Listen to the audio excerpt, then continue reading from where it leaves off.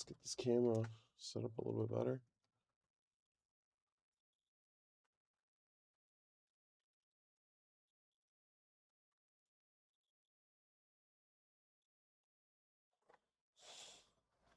Let's try that. There we go.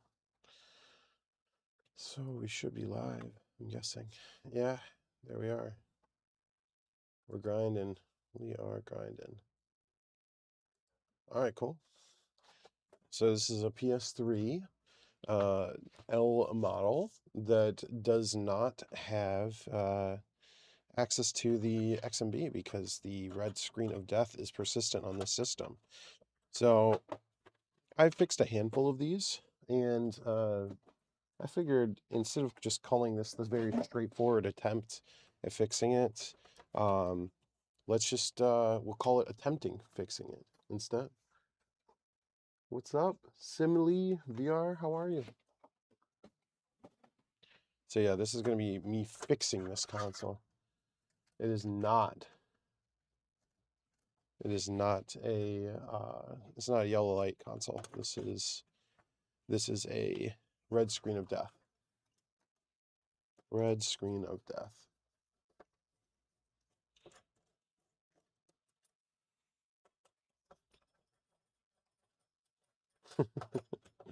Lord's work, huh?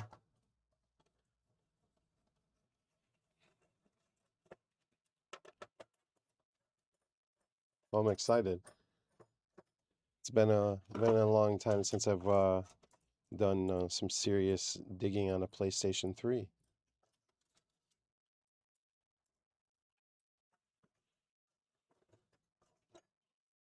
All right. Get things moving here. I'm excited.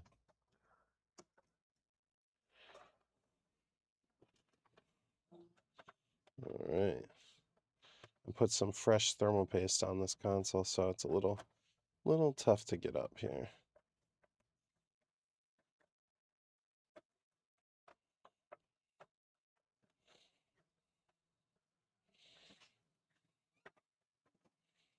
All right. Come on, system. Let's do this. Let's get moving today. You're going to stay tuned for the whole vid, huh? You're going to stay here for the whole thing.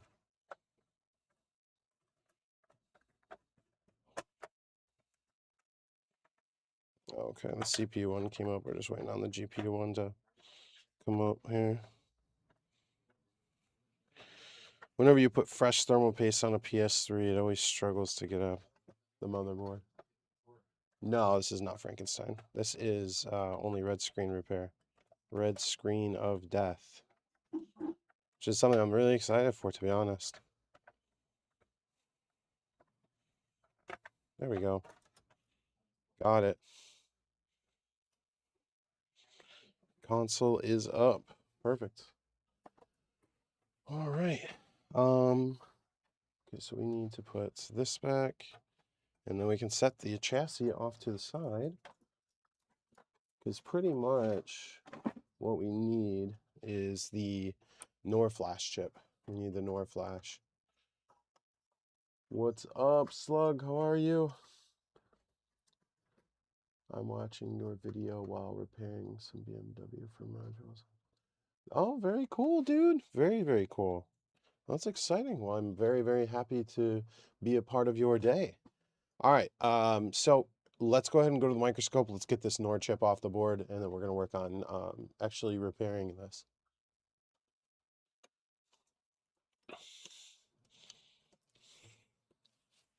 All right. There's our NOR flash chip. Here it is. All right, so we need to get this thing off the board. Let's do it. What way do we want to do it? We want to do it with flux. We'll put flux there and flux there. And I have to turn on my soldering iron. That is one thing I haven't done yet today. Let's turn it on. It's a brand new day.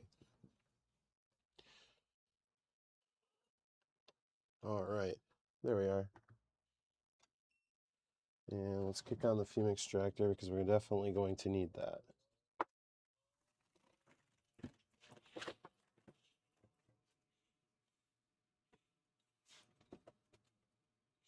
All right, let's get this chip off the board. We'll just flow some lower temp melting solder onto the legs. And that way, when we hit this with hot air, it'll come up really easy. All right.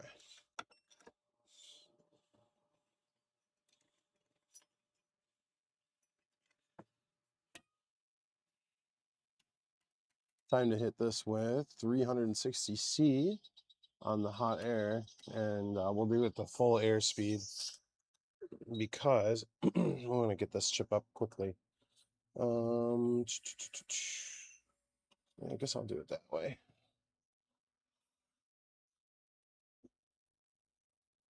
Let's kick on the light. That way you guys can see it a little bit better. And I can see it better too.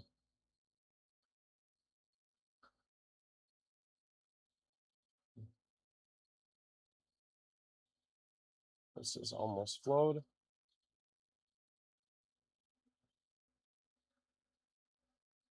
Hi, Rain. How are you?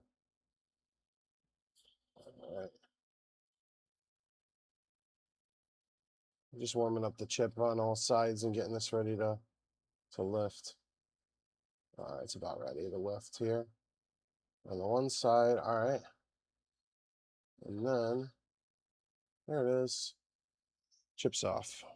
Perfect. All right, we just got the chip removed. I suppose we can go ahead and clean these solder pads. Might as well, you know.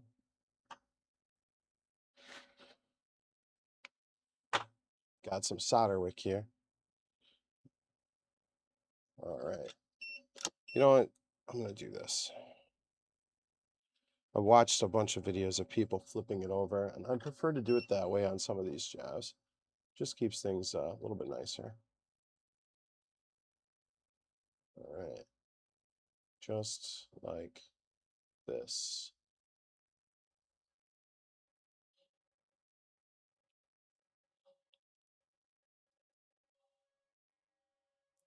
Beautiful. And down here.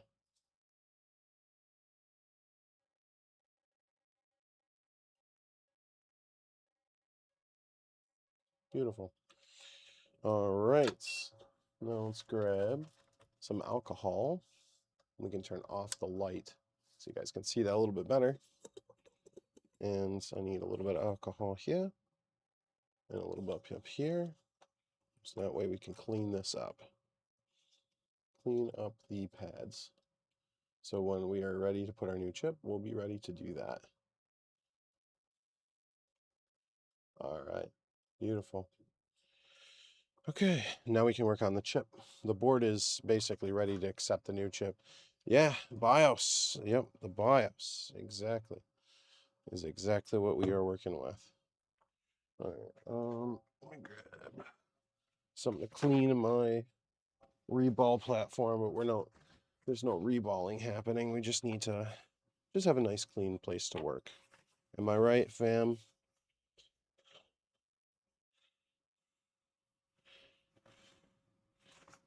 All right. That'll do. That'll do. It's not perfect, but it'll be fine. We're about to dirty it anyways when we go to clean the solder off of this chip. All right. Let's hit a little bit of flux here. So we got just a little bit of solder there and just a little bit there and there. All right. So let's go ahead and clean this off.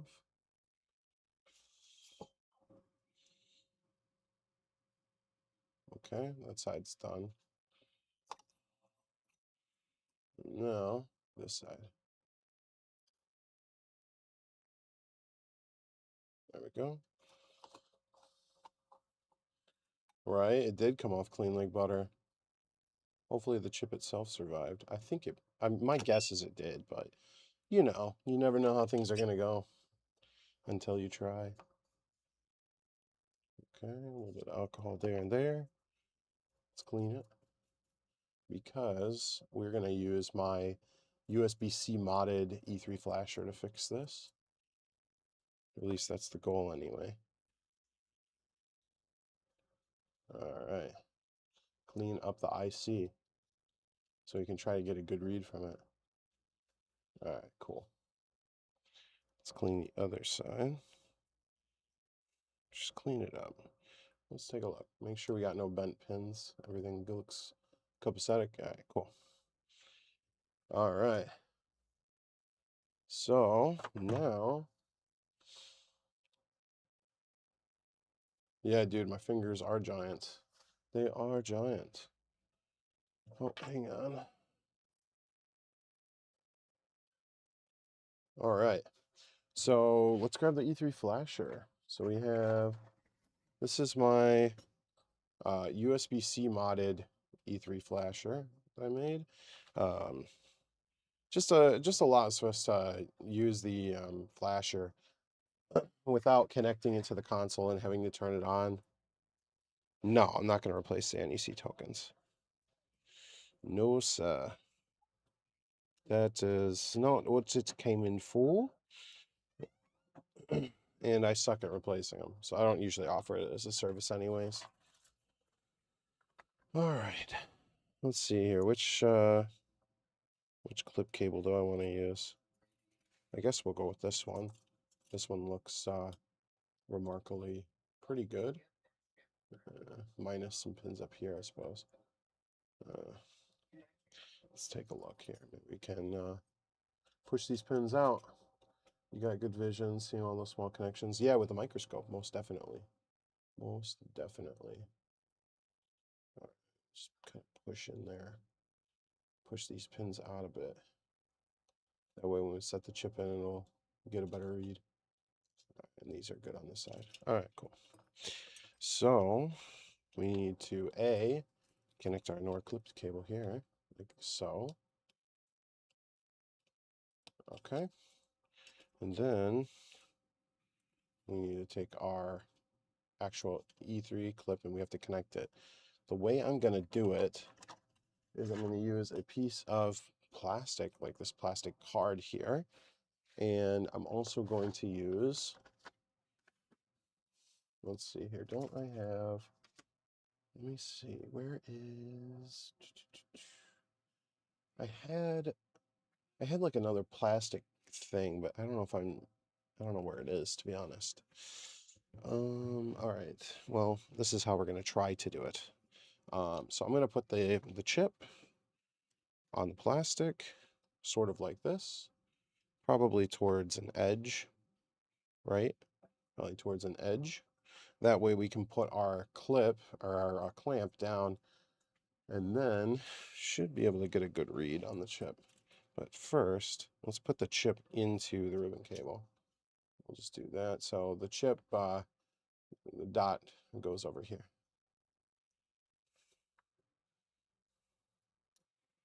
Oops. All right. So chip goes like this.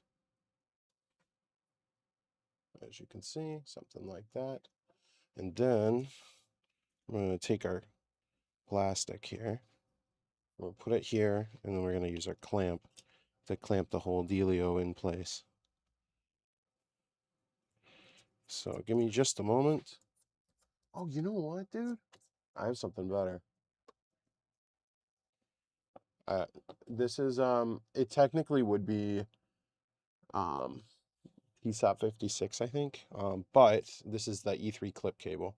We're actually going to use these. These are really strong.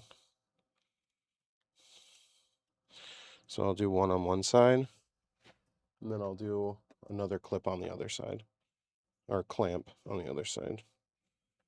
That way we have even pressure for this chip, something like that, right? All right. Okay, now we need an SD card for the flasher.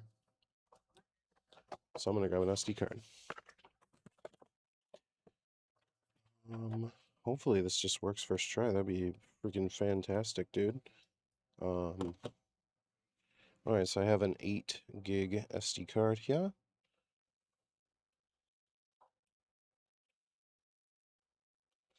Boom. Let's get this SD card inserted and this little door closed and pushed forward. There we go, locked in place. All right, and then we have to set this. So this is Flash Fun, CFW, backup, QB Flash, backup and program, QB Flash, and then unlock. So we need to go to backup, right? This SD card is formatted FAT32, and we need to see these lights all light up, in succession. 1, 2, 3, all the way to the end. If we get any blinking lights, then there's an error. All right, let's grab a USB-C cable so we can actually plug this thing in and then use it. All right, uno momento, fams. Uno momento. Gotta grab a USB-C cable that we can use. All right, I have one right here. So let's plug it in. Plug in the USB-C cable to the flasher. All right, and then let us plug in the flasher to a power supply so we can get power to this device. All right, cool. All right, it's on.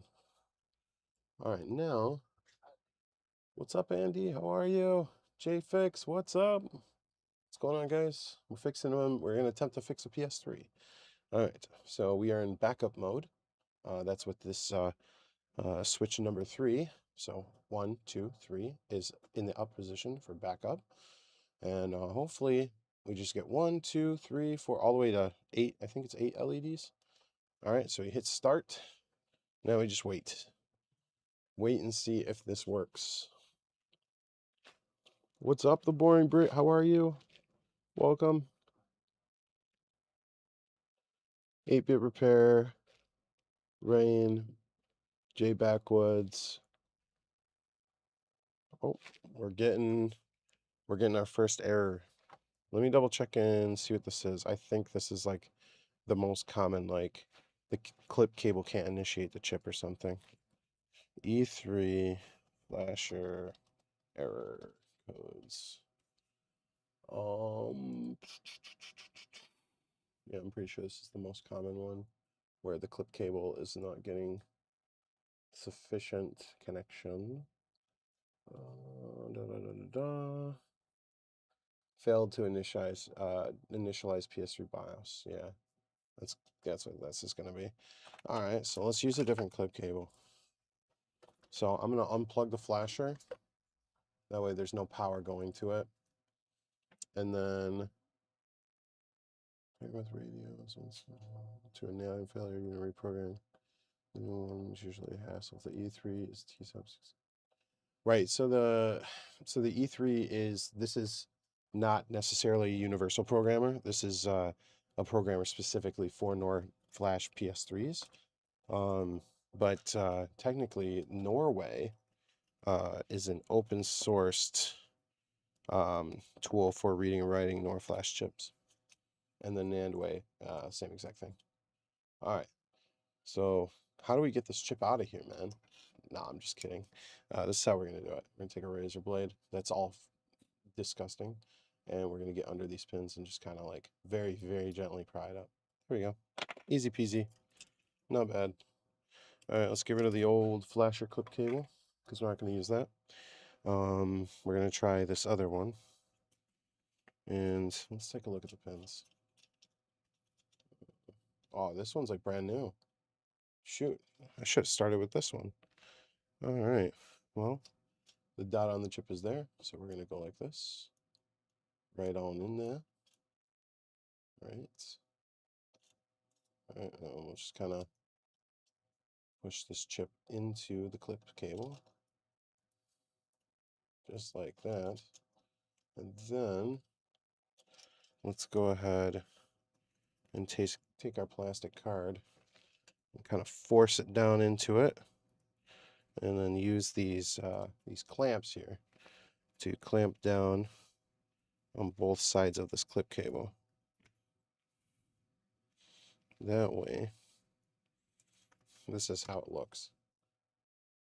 Trying to use these really, really strong clamps to push against this plastic here and get this chip seated real nice so it will have a nice solid read. That's kind of how I'm doing it. Suppose we could go more towards the center, yeah? Okay, there's 1 and 2, like that. All right, cool. Now let's connect the flasher clip cable to the flasher itself. All right. Now let's plug the flasher back into the computer, or not to the computer, the just my power supply here. And it's coming on, perfect. Let's hit start, and hopefully we'll get a read.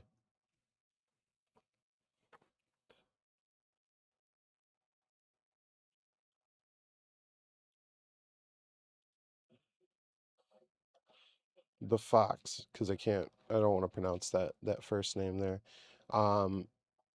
You can we can replace the encoder if you want. I'd have to find it. If you happen to know the model number of the encoder, I'll see if I have one. But yeah, we can replace the encoder. Oh yay, look, we're getting a read. Let's go. This is working. That is working. Hopefully it stays working. That would be nice. 2500. So it's a Japanese console. Nice. Yeah, I mean, I would need to know the exact part number of the chip, or to see if we can get it. I'm sure we can. If not, I probably have one somewhere. I either have one somewhere or something. I don't know. Oh yeah, we're gonna get a read. Why we not see the monitor? What monitor? All right. I also need to download the PS3 dump checker. All right, cool. Yep. I'm finding the PS3 dump checker.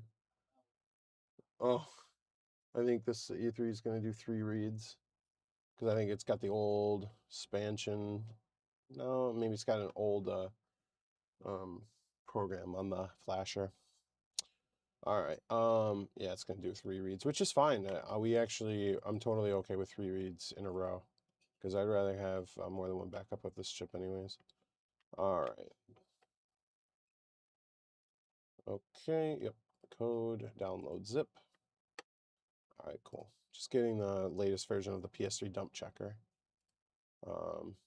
That way we can successfully check these dumps. And latest compiled version, beautiful. Let's launch it.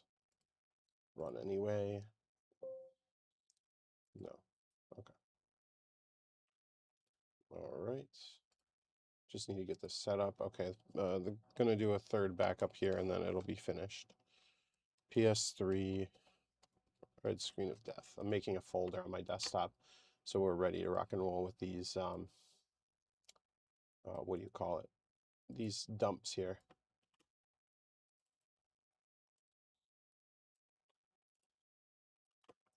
All right.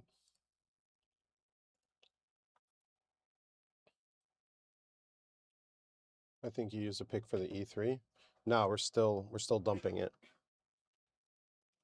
JATP001 board. I haven't checked since I can't get video out to check in Homebrew.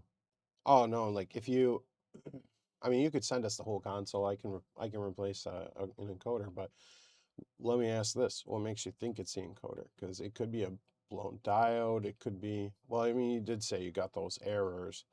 It's this kind of error, so maybe it is what it is, but it could be a blown diode too. All right, cool. Once we get the lights dancing back and forth, that way we know that the flasher is back into standby mode, so we're good. Let's take unplug this. We're gonna get the SD card out, and I am gonna go ahead and grab my super fancy Walmart on SD card reader and put the SD card in the slot, and then we'll plug it in the computer. All right, give me just uno momento, fams. Uno momento. Let me get this popped up here. All right, cool. And let's plug in the SD card. SD card is plugged in. Oh, da da da da. So there we are. Okay. Yeah, this came out of an Android phone. All right, so we're gonna take our backups. I'm gonna take these two and throw them over here, and this last one and put it here. All right, so we have 3 backups, 16 megabytes of size. That's good.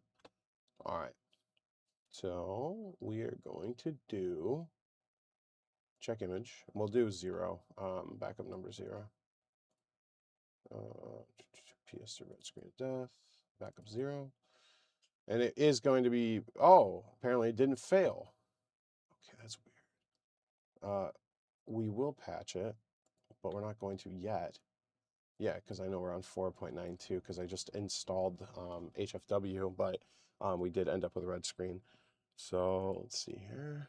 Enable force patching. Yeah, save. Force patch, yes. Okay, cool. So now we've patched the image to downgrade. My question is, which is weird, we have red screen of death, we have a perfect backup, perfect dump. Gosh, dude, it's been so long since I've done this. All right, well, we're gonna be flashing the backup to a different NOR chip. So, yeah, that's what we'll do. But we have a patched one, and we have the backups, so I'm not really worried about this chip that we just took the backup from. All right, so we can delete these since we have the backups here. Delete, delete. So we got a perfect dump first try. I mean, second try, technically. All right, so we can take this file, because this is the patched one. This is the one that's going to allow us to install custom firmware when we're done. And hopefully this just fixes red screen in general, but if we have to go any further, you know, we can do that because we have access to the BIOS. Rename. All right. So this is just going to be called bkpps3.bin. All right. So now we can eject this. And I can go here and swap that back.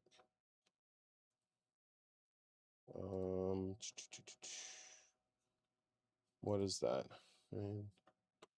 Oh wow! No, I missed your message. I'll try that E3 just by. Oh, and thank you for the $5. I really appreciate it. Hopefully, I can make it work with my radios.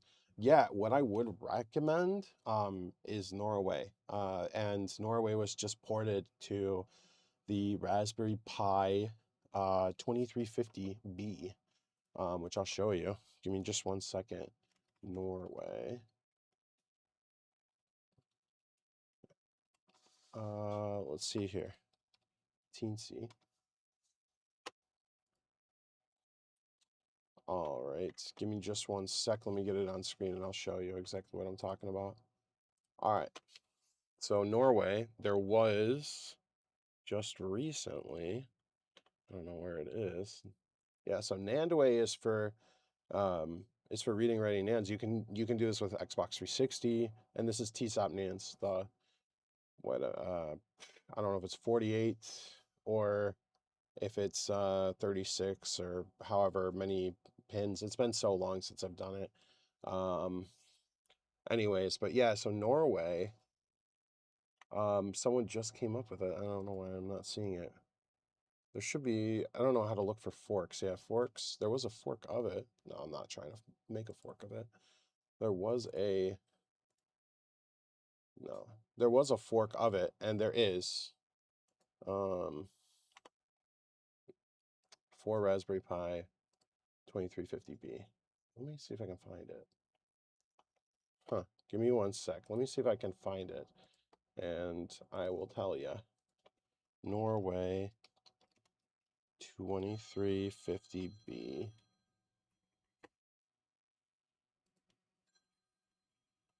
PS3 Raspberry Pi.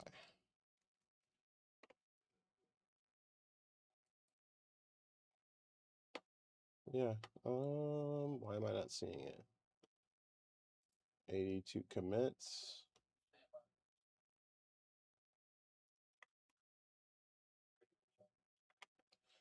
I am looking for it and I can't find it.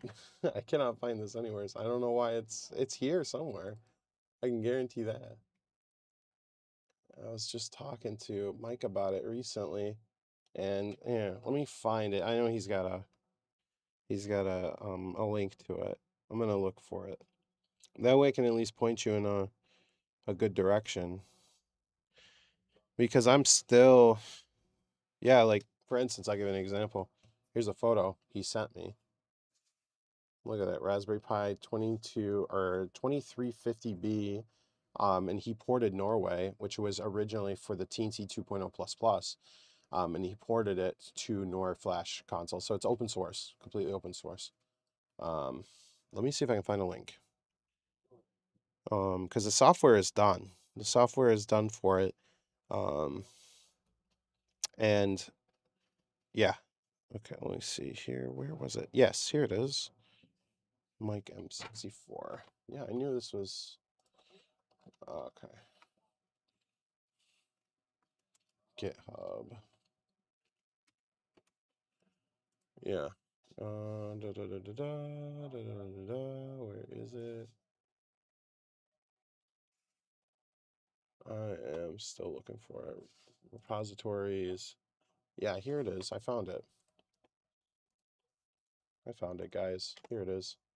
Norway, right? But Mike ported it. Yep, here it is. Yeah, yeah, 2 months ago. He also updated for Python 3. And here it is. Norway, Raspberry Pi 2350B. And also eventually, I don't know if he ever released it for Nandway, but the goal is still, so here's the thing. So this is kind of it's technically a secret, but I'm working on a PCB project that eventually will come to fruition. It's just right now there's a couple things ahead of it. But the goal is to make the E4 flasher.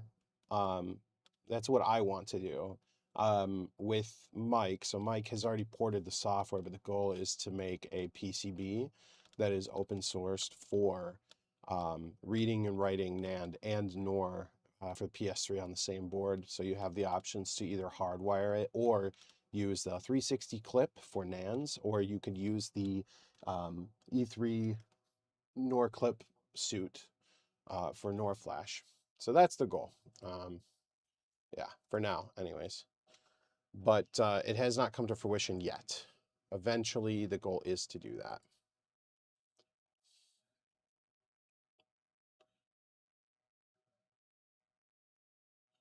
Do you have a CHL here?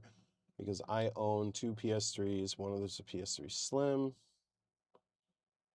I got for my friend. It has a L. 4-pin CMA cable is disconnected. The console we are working on right now is an L model. That is, but I have 2.5 consoles. I've got quite a few. PS working as an L. It's a VER-001 board. That's the one we're working on. What's up, Hitmaker? Good to see you. Hey, my PS5 won't take discs. It won't let the disc go in. Every time I turn it on, it makes a weird sound. Hey, we can help out with that. Work on disk drives. Is a PS3 where you're repairing L? Yes. Oh, you own an L too. That's what's up. That is what's up.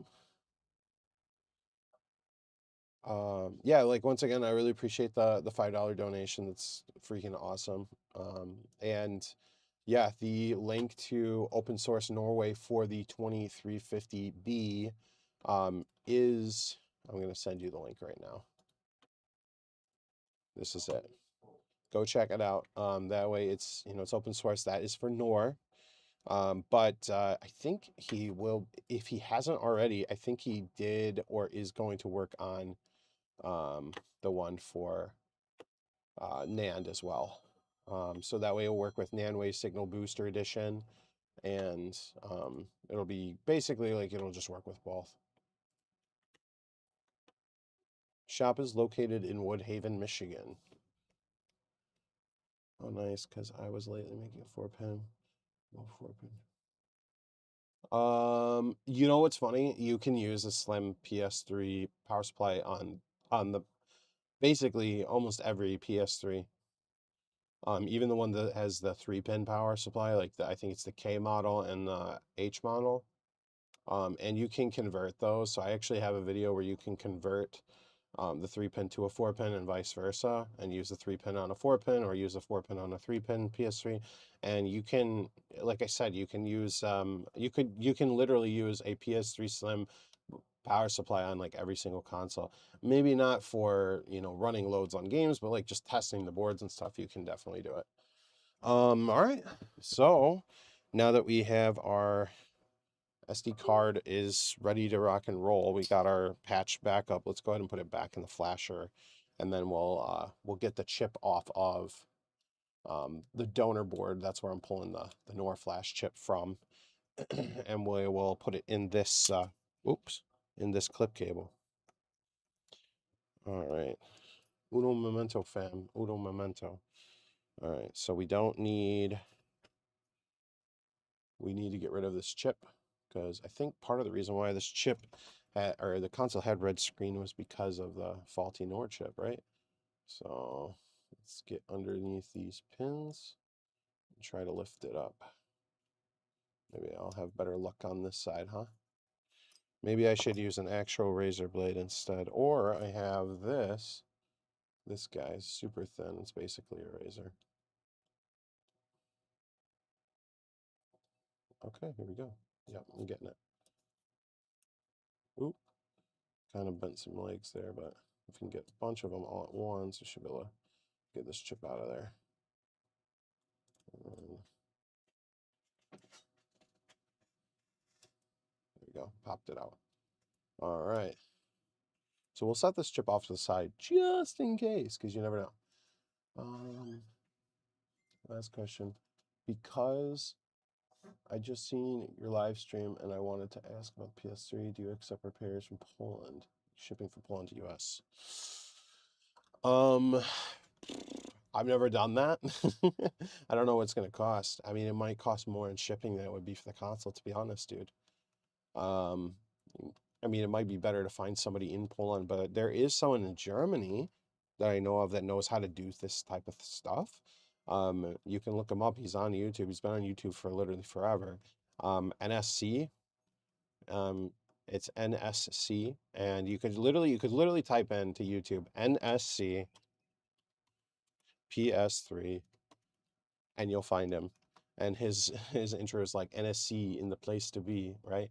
So that's definitely somebody that that will be really, really good at assisting you with that.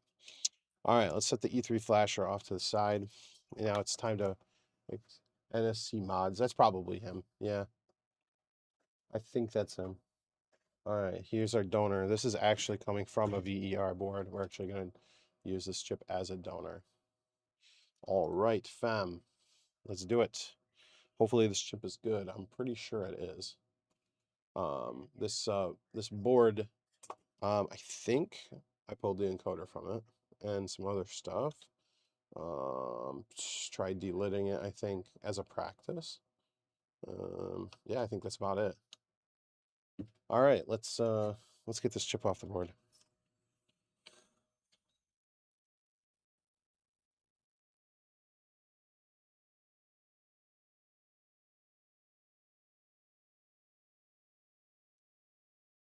It is time.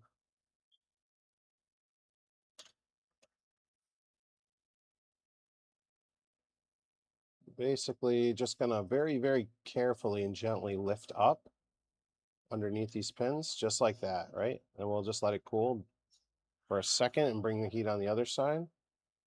And this chip's gonna come up in just a moment. It's about to come on. There it is, just like that. Chips off the board. Cool. All right, so I'm gonna set the board off to the side. I've got the chip right here. NSC, yes, in the place to be. Yeah, he's really good. I mean, to be honest, NSC was how I learned some of the stuff that I did, that I used to do back in the day. It's been some time, I'll tell you that. I think he was the one that I learned how to do the NAND consoles from, to be honest. Or maybe, maybe I followed some instructions online or something. But yeah, NSC is definitely a legend. He's been in the scene for 10, 12 years, like forever, man. Like literally forever. All right. Cool. So this chip is basically ready to rock, man. Ready to rock. Let's go ahead and grab that plastic clip again in our E3 flasher since we're ready to go.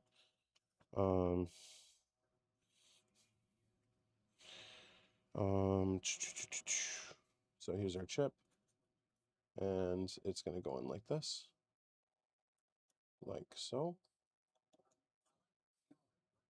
Boom and boom. Let's get that chip locked in there, just like that. And then let's grab our plastic card, use the edge of it like we were doing earlier.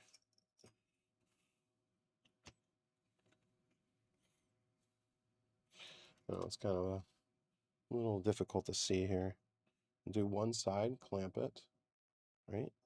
And then you gotta kind of hold this, bring this clamp over like that. We should be good to go, dude. All right, so I'm gonna set the clip cable over here, and we got the flasher over here. So we need to turn off backup and turn on flash fun. All right, now we'll set the flasher back down. Remember, we have the SD card in with the patched BIOS file on it, and the E3 flasher is going to erase the NOR chip that we have here.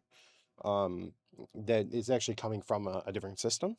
It's going to completely erase it, and then it's going to rewrite this backup from the console, like our console that we need it to. So let's go ahead and plug in our E3 flasher, shall we? All right, cool. Flasher's plugged in. All right, let's hit start. Now, hopefully we don't get any errors. Hopefully it just goes through and works the first try.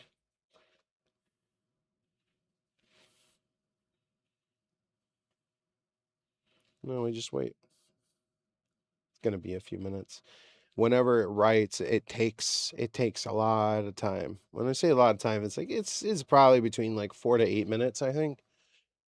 Because it's doing the erase of the NOR first, and then it's gonna start writing byte by byte by byte. It's gonna go really quick, but it takes time. It's such a fun setup. I mean, like, we got the clip cable here, and then following along, we got the clip connected here. We have our 3.3 volt regulator that's taking in 5 volts, 5 volts coming in, and then we got our 5 volts on our ground, and then 3.3 coming out, running along to the flasher to power the chip and to power the flasher itself. The flasher is literally drawing it literally in my amp meter, because my amp meter doesn't show everything. I can't even see what the flasher's drawing. It's drawing so little power. But yeah, 5 volts, man. And I like doing it this way, where you just you just take the chip off the board and do it this way, because the most painful thing is like trying to use your like trying to turn your PS3 on and then trying to read and write to the chip while it's on and using the power itself. Oh my gosh, dude. I've had so many issues with it over the years, and it's just like, dude, it's just better. Just take the chip off the board, fix the problem, resolder the chip. Way easier to do that. It's like stupid easy.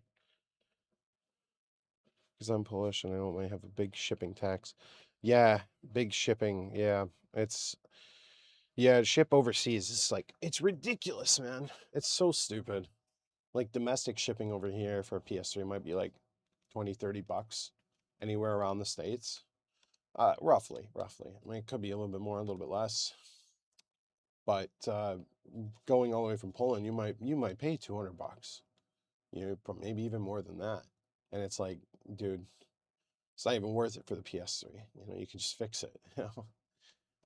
And you know, or to just find somebody over there. But Germany, NSC, you can definitely contact him.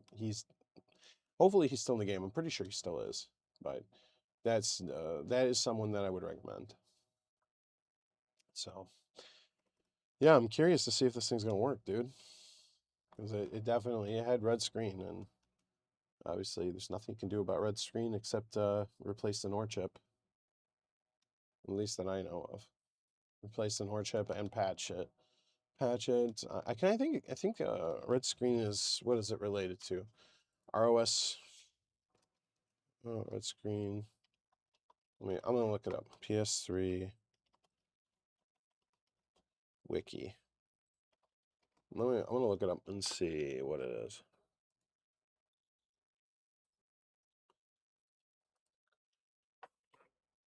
Yeah, so let me take a look here.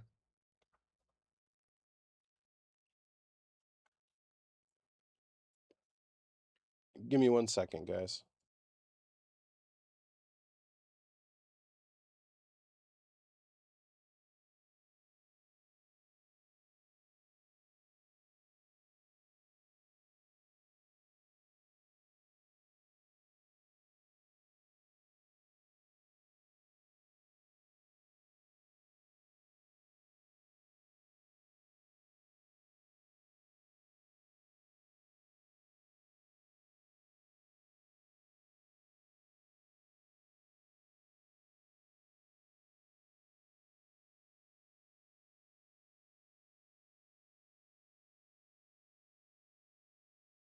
Sorry about that, guys. I had a phone call, and looks like we have a write error. So what I'm going to do is I'm going to hit this button to reset the flasher, or apparently it's not going to reset. Yeah, there it goes.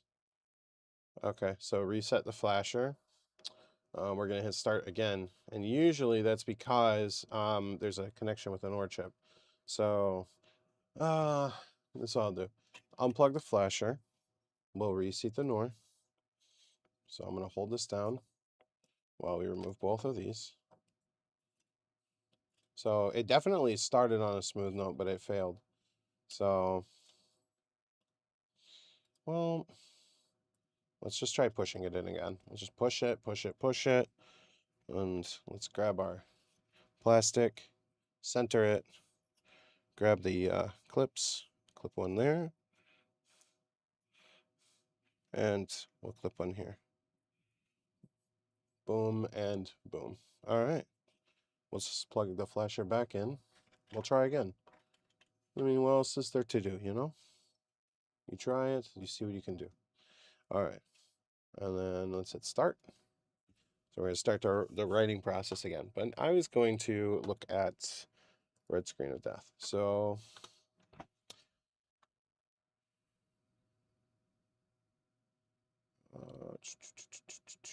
CVTM error. So it looks like, so it's not blue screen of death, it's red screen. So we got yellow light of death, we have red light of death. Okay, and then we have gold light of death. This is like the worst, dude.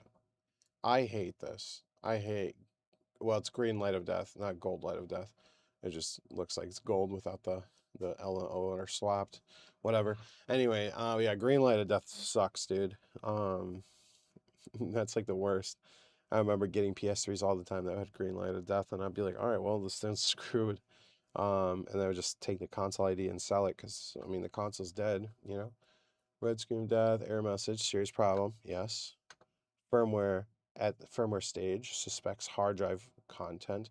So the hard drive was wiped in this case. We were using an SSD, it was wiped.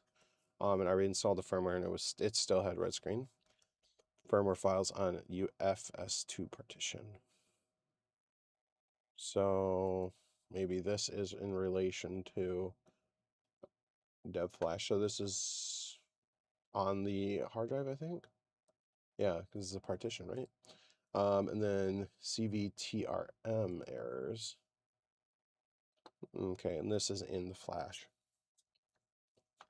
CVTRM. So, actually don't know what this has to do with anything. VTRM, syscon manager, save games, trophies, corruption leads to red screen of death, repairable with red screen of death fix. Seems to appear on L in 2000 series, may cause by error by throwing while writing to the NOR. This is the theory, mostly caused by corrupt area of flash called a VTRM. The original red screen of death patch was actually modified firmware to bypass red screen of death. DevFlash basic plugins SPRX was modified to ignore the error condition to allow the console to boot. While this worked, certain things like trophies still didn't work correctly. The actual red screen of death fix occurs when the VTRM area of the flash is being rewritten. The ability to do this is already built in the firmware. It just needs to be called. See red screen of death fix LV2 self below. Fix it from Linux. Fix it from Game OS, it's no longer used, or fix factory service mode tool is recommended. So we should have, what is it? Requirement console must be in 3 or 3.55 with peak poke. Service mode tool. Red screen of bypass fix for all custom firmware. Crap, I might be doing this the wrong way, guys. Should we be doing it this way? But I don't have a dongle. Oh wait, hold on. Console must be on 3.15 or 3.55 with peak poke, like the previous factory service mode tool. The non-dongle factory service mode solution. LV2 DiExcel full complete red screen of death solution. Information. The red screen of death is caused by section of flash being corrupt. This tool causes that corrupted section to be recreated. If you have a flasher, you can use this tool, but be aware that red screen of death, LV2 diag changes CVTRM. If you have a flasher and you use this, you need to make a new image. In fact, it is a guarantee that your old flash image will no longer be usable. Making new ones. The old image will cause red screen of death. Additionally, per console will be reset, so old trophies and save data will not work. And why is this? Okay, so we have to reseat this clip cable anyways. All right, hold up. What is this? Now, guys, remember how I called this stream attempting to fix, because it's been a long time since I've done it. Okay, apparently LV2 diag or red screen of death is still not here. Okay. Okay. Give me a moment and let me see what I am missing here. I gotta reseat this flash clip cable anyways and see what I can figure out. Hot cows, how are you? I'm doing good. I'm doing good. I'm just, I'm happy to be alive. We made it another day. Here we are. We are attempting to fix a PlayStation 3 with red screen of death. And the chip is writing, but it's failing. It's failing to write. So we're gonna take this chip out of the flasher clip cable and reseat it again. And then we'll just try again. We'll just keep going until we got it.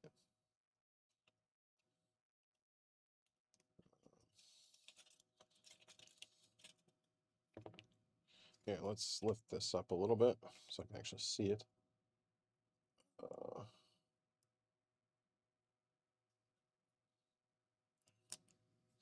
You know what, screw it. I'm gonna use this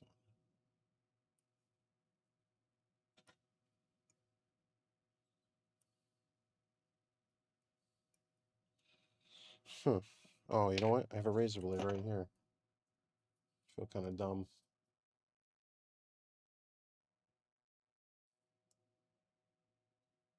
Boom.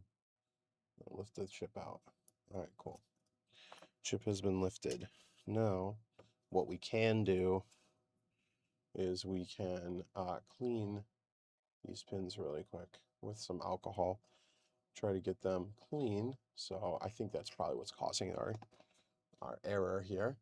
So we'll blow some air here. And we'll blow some air here.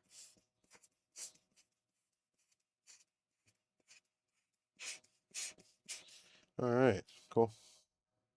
Let's take our Samsung chip and we'll put it back in here.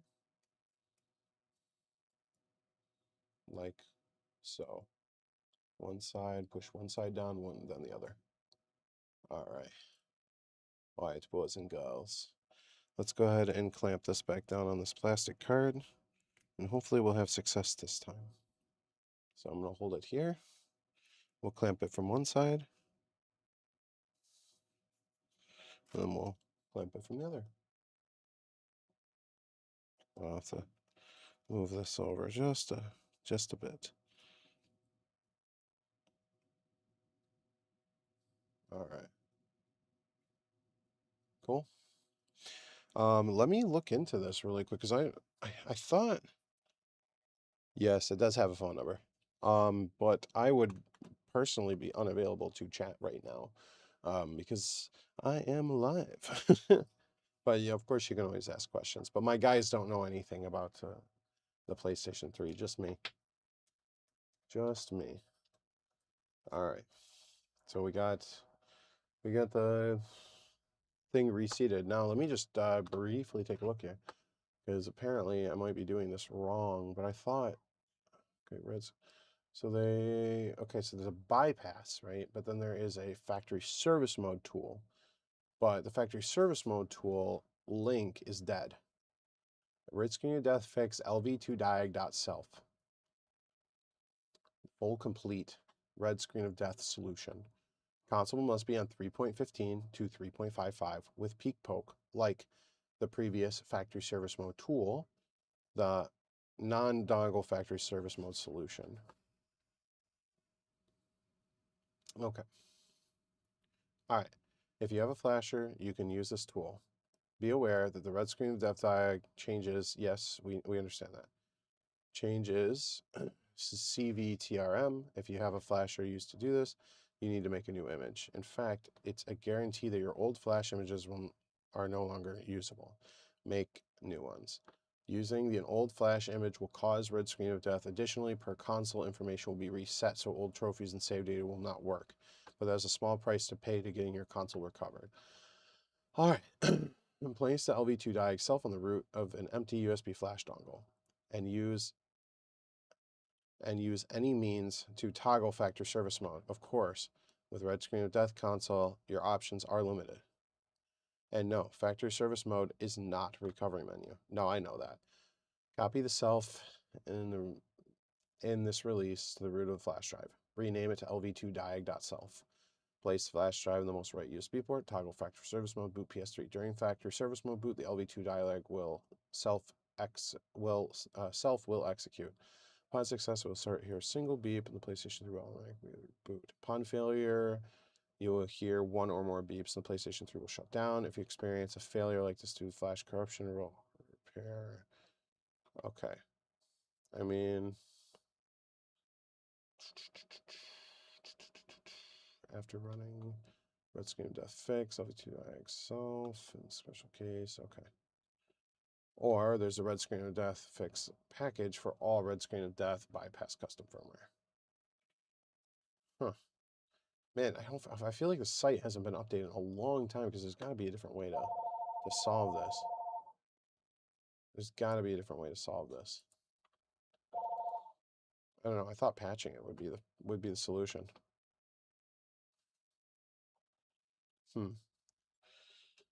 Very good. I just want to know. I wasn't playing Call you guys during your live stream. Yeah. No, you can look us up. CF Micro Repairs in Woodhaven, Michigan. You got it. Yeah, it's no worries. I've fried a few PS3 GPUs. They're always be available, which is awesome. Nice to see greater minds even fixing them. Heck yeah, dude. Well, I have killed my fair share of PS3 GPUs, not going to lie. And PS3 boards, let alone. All right, let's try to flash this image. This is going to be a patch image, so technically we could install 3.55. The problem is I don't have a way that I know of to enter factory service mode without a dongle. I don't have a factory service mode dongle, and I don't know if there's a way that we can, or if we can get the self. Hang on. There's a way to do this. It's been some time, dude. Really. I thought I was more prepared for it than apparently than I guesstimated, but yeah, here we are. Well, let me see if there is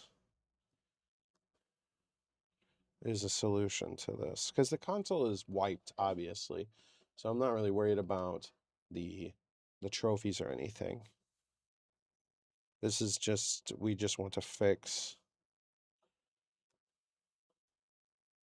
Okay, and so then he wrote the image.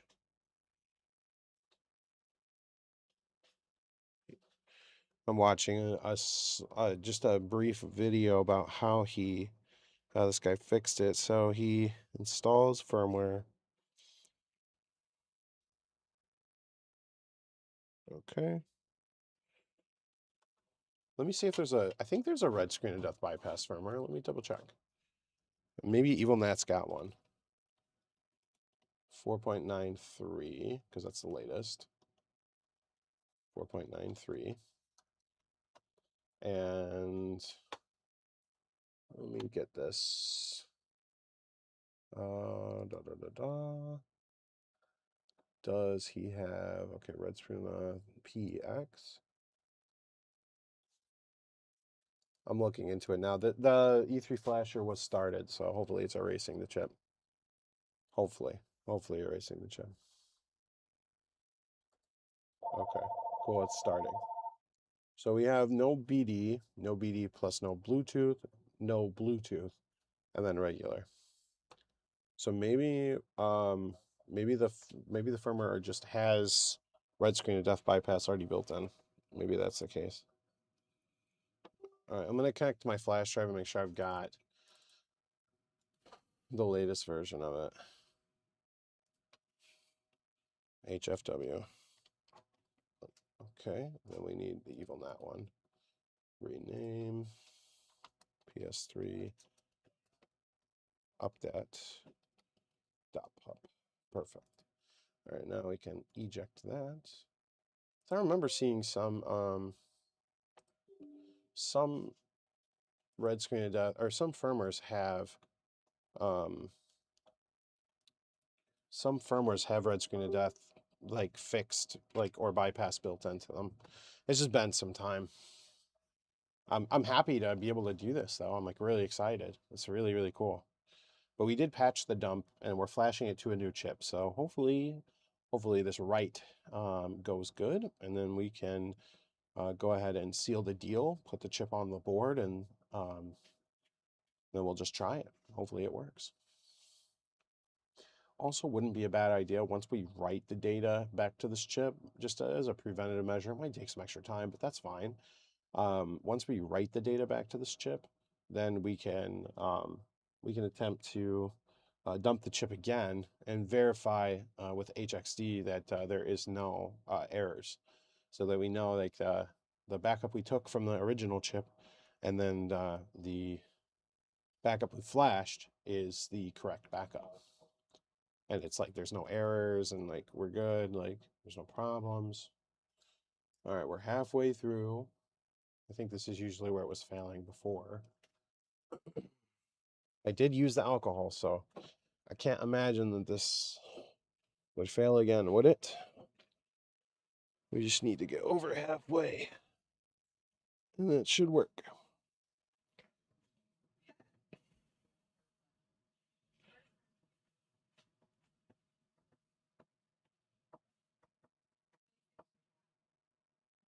Oh, I failed again. Dude, what in the world, man? Ah, failed again. What am I to do, fam? What am I to do? All right. All right. Maybe this chip is faulty. Maybe the donor chip is not good. I don't know. Let's try again. Try again. Kind of sucks that it takes so much time, but I mean, what are we gonna do? Oh, man. I still love the PS3. I don't care. Still love it. It does not matter. Hey, at least they're not fixing red screen of death on a NAND console. Because if we had to do this, we'd have to read and write to 2 chips. And that would suck. That's never fun. Unless you have like a clamshell, like you can put the put the NAND directly into the programmer. Like just take off the board and put it directly into the programmer. That would be nice. But I mean, either way. I think this is writing. This is the thing is like the writing process sometimes just takes a while to get through. But with that being said, even though it takes a minute, it's we're hanging out. You know, it's not a big deal. And just hopefully it doesn't fail again, because might have to just use the original NOR. But it could be because the NOR chip itself failed. And I'm like, I don't want to reuse that NOR. I mean, I guess we could always steal the NOR off of this flasher, since I'll never use it. I'll never use that NOR, except for maybe this repair. I don't know. I'm thinking about it. Either way. Okay, we got our first LED. Hopefully it gets past the halfway point. We actually see success. Oh, by the way, guys, the multi-boy video is coming very, very, very soon. Like, likely this week. Likely this week. It has been a work in progress. I must admit, it has been a work in progress for quite some time. I'm really excited to drop it, and I hope you guys enjoy it. I'm really, really excited for it. Okay, we got a second LED. That's good. We need to get all the way through halfway.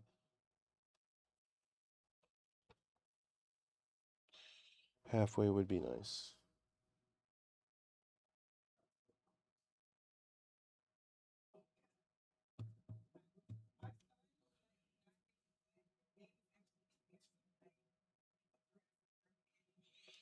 Okay. Can I see an LED number 3?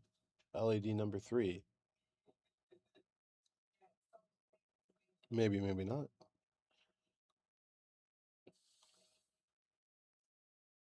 LED number 3. Nice.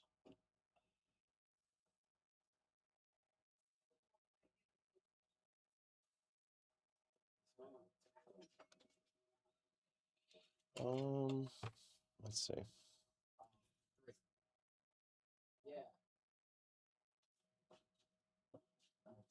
Yeah, what's up, buddy? I know you're live, but where do you want this? Just back over here. It's an HDMI. Oh, okay. Yeah. Give me 1 second, guys. Give me 1 second.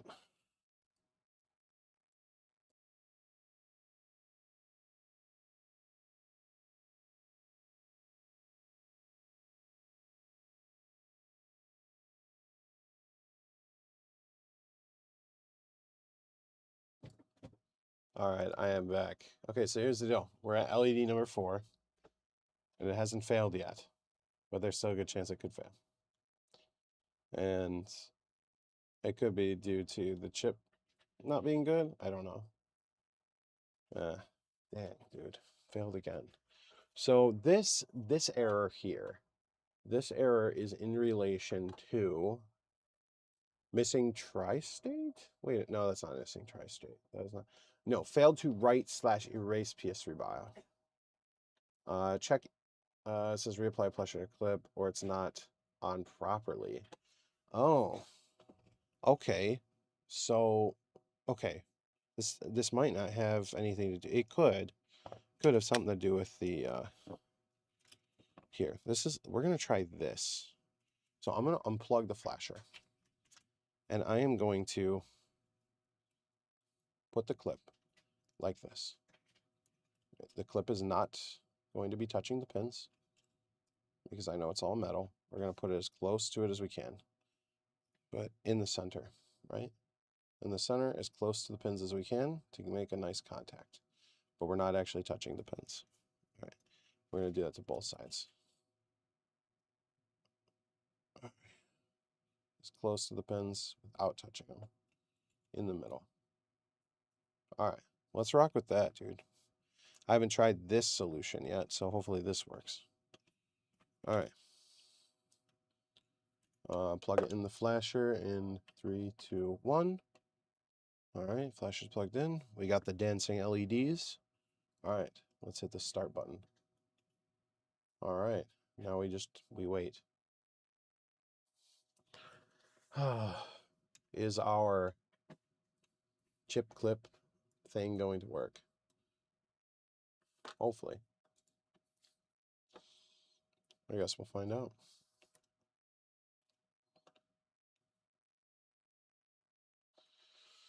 I'm excited. It's a good console. I mean, I've always loved the VER-001 consoles. I think they're great. They've always been a pleasure to work with. It's just the E3 Flasher is never a pleasure to work with. Sometimes it is, but I have a love-hate relationship with it ever since the beginning. 2013, I've always had a love-hate relationship with it.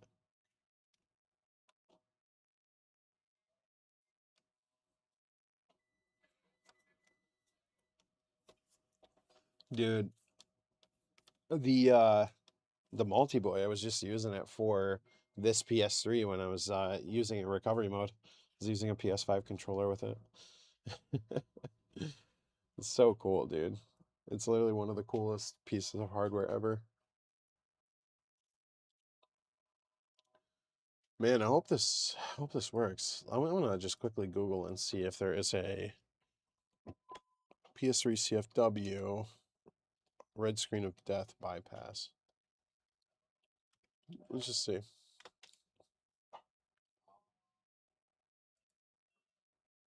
So there is a video with Sean Shakur, I believe, where he does this red screen of death pair, but he's doing it on a NAND console. Okay, verify nowhere flash or NAND. Okay. Hang on one second. Let me look into this really quick.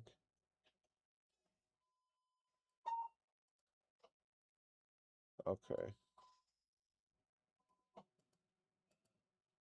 I think he used, was he using the TNC to get into an out of factory service mode?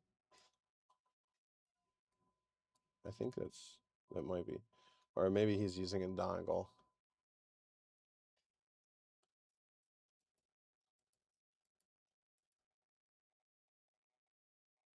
Let me see here, system.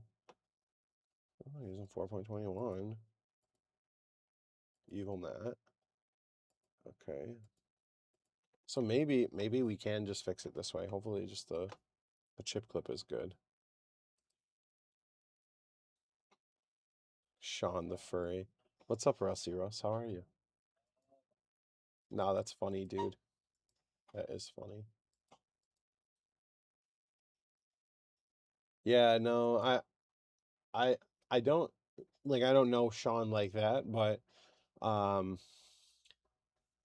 it's definitely definitely a huge flex to do this, what we're doing, but on a NAND console. Huge flex. But I think this is the same principle, right? But we're just replacing the NANDs. I've never seen a NAND console experience red screen of death. Never. I'm doing good, dude. How about yourself? You doing good? Okay, we made it to LED number 4. Are we gonna go past that or are we gonna error out? That's all I wanna know. That's all I wanna know, fam. Because we might have to reseat the chip again. I don't wanna have to do that, dude. Clean reseat, clean reseat, clean reseat. Try it again, try again, try again. Yeah, it's not. It's the only crappy part about doing something like this.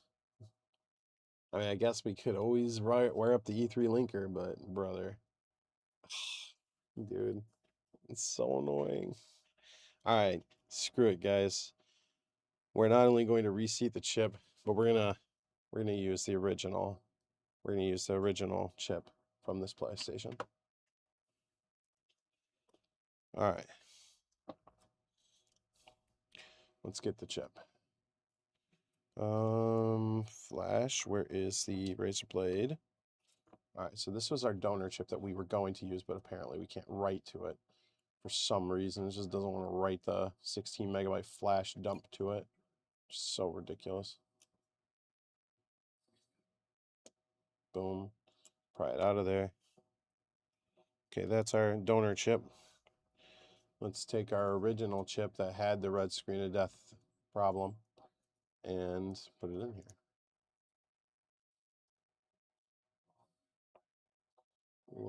Little hair there. All right, so let's go ahead and push the chip into the clip cable. Is there a write protect pin? Is there? I don't think so. That's a really good question though. All right, let's put these on. Okay, we're not touching the pins. Let's do it on the other side.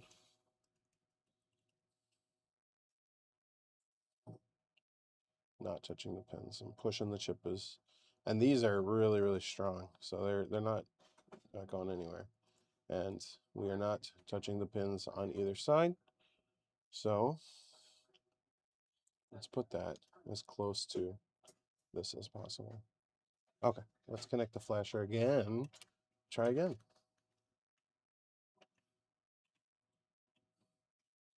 All right. Now we got the dancing LEDs, 3, 2, 1. Wait a second. This might be using the old E3 flasher. We might need the update file for the flasher. Now I feel really stupid, dude. Well, I guess let's let this do its thing first. And then if it has, okay, this is an issue with the connection of the chip. All right, so we gotta reseat the chip. That is an error where it's not getting a good connection on the chip itself.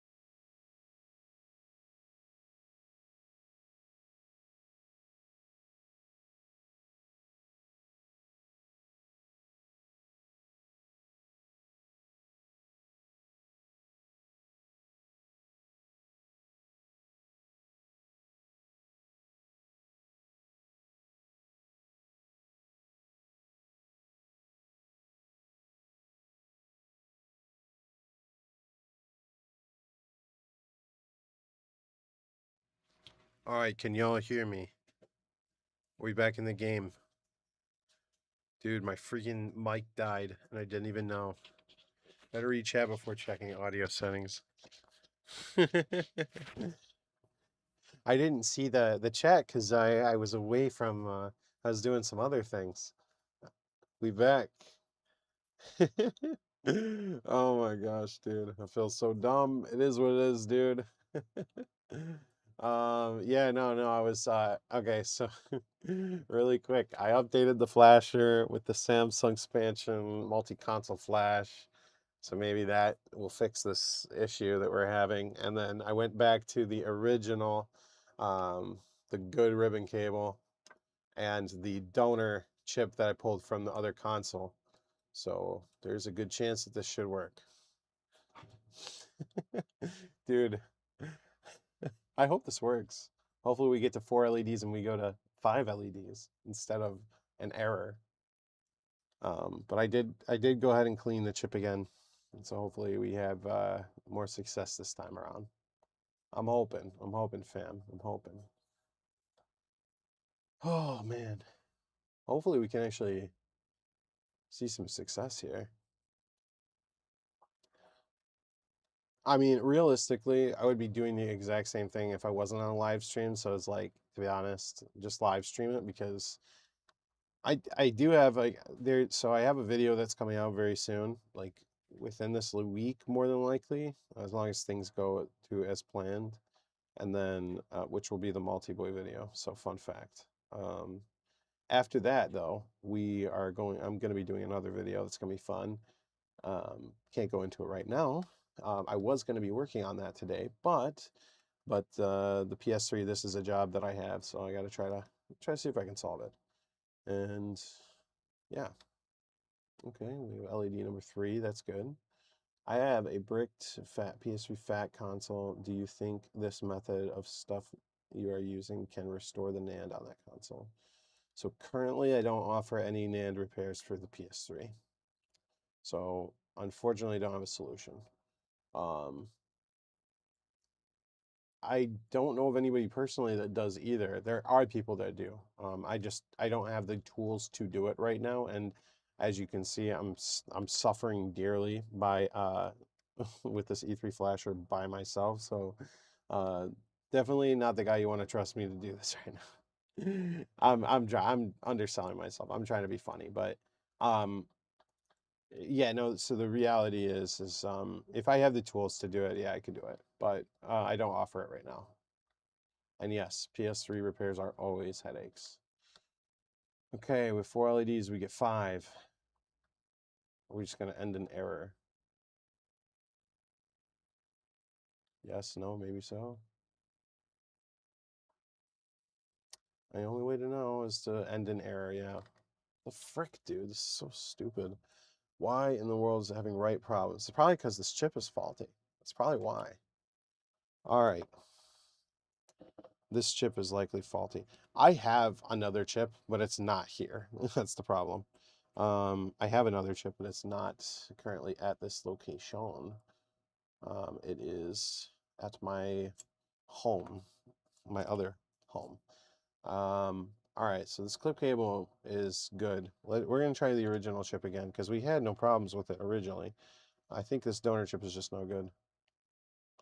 All right, let's put the chip back in the flasher. Clip cable. All right.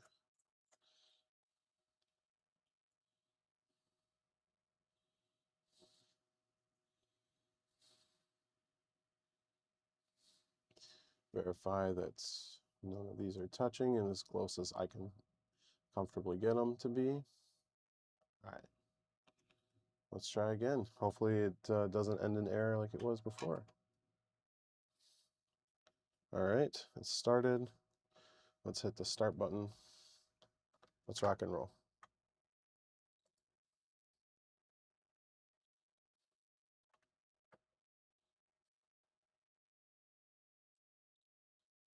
What is it? Oh,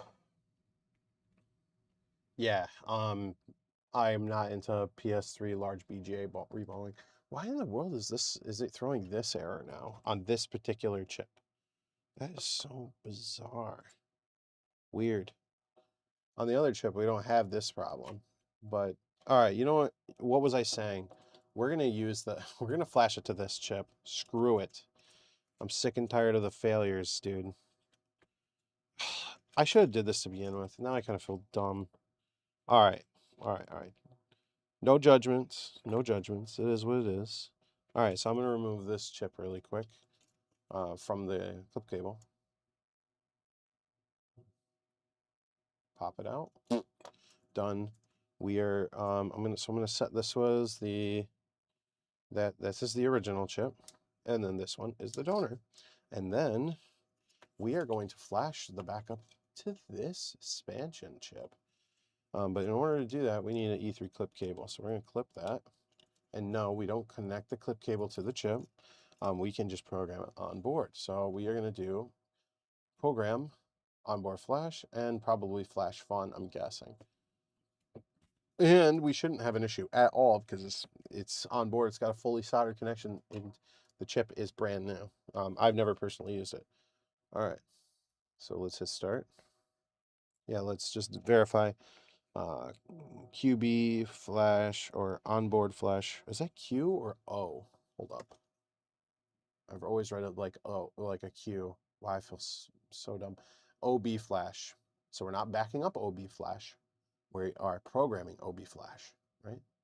And then do we need to be in PS3 mode or flash fun? I'm gonna keep it in flash fun, I guess. Nah. Yeah. I'll just do it just in case. All right, let's go ahead. Remember, there's no chip in this clip cable. We're programming the chip on the board. So hopefully this just works. No problems, you know. All right, start. What is it? Starting to consider buying the E3 flasher. I'm able to do it myself, don't worry. Just wondering if by taking a donor NAND and simply copying that to a brick console will work. No, you can't do that. Oh, so we have two. What's this error? So this is error. Failed to read files in TF card. The TF card is... Did I delete the... Hold on, hang on. Let me double check my SD card to make sure that I have the right files there. Because I can't imagine I would have deleted it. That's weird. I don't think I deleted the PS3 backup between now and like just a couple seconds ago. No, it's there. Oh, so probably had issues reading it. Okay. Well, I'm gonna go ahead and eject this SD card and we're going to put it right back into the flasher. So I can't imagine. It's just the flasher acting weird, I think is the problem. All right, pop that back in, reset the flasher, get the dancing LEDs, and hit start. All right, so yeah, that error in specific was failed to open TF card. SD card was not seated properly. Can't find BK PPS3.bin or cannot find E3 downgrade.bin, but we're not doing the E3 downgrade.bin. Maybe we need to turn off flash fun and just program onboard flash. All right, let's try again. Yeah, all I want to do is just flash the file to onboard flash. That's it. That's all I want to do. Just do what I said, flasher. Just do what I said. I'm telling you, by programming your switches, just do what I said. Don't ask questions. Still got problems. What in the world, man? Hold up. Wait, is this the TF option? Or is this the TF problem? Wait. 1, 2, 3. Yeah, failed to open TF card. Dude, you were just working. What do you mean? What do you mean you have problems? Okay, this is ridiculous. Okay, so program micro SD card and onboard flash, and let me double check. So dual booting. So dual booting. Down, down, up, down, down, up, down. Okay, so dual booting file. A file named bkpe3.bin will be written to the E3 NOR chip. Ensure the files present are properly named. I'm not trying to dual boot. Downgrade. Brick recovery. Dude, I've done this a bazillion times. Why am I now having problems during a live stream? Okay, understood. Can I reach you on Discord, on the YouTube server, to have a quick chat? Need some infos on how to flash PS3 NANDs because searching on them seems useless. Can't find any good guide. Yeah, I can help. I do have a Discord. You can find it. You should be able to find it in the description of my video, I believe, or any of one of my videos, and also you can find it. It's out there. Just look for Chase Fournierrepairs Discord. You'll find it. Feel free to join, and when I do have time, I will definitely answer whatever questions you have about it. Why am I suffering with this? Why is this blinking? This is so what's funny is like I literally have a video of me doing what I'm trying to do right now, and I just can't get it. BKPE3. No, that's that. So I want to do onboard flash is what I want.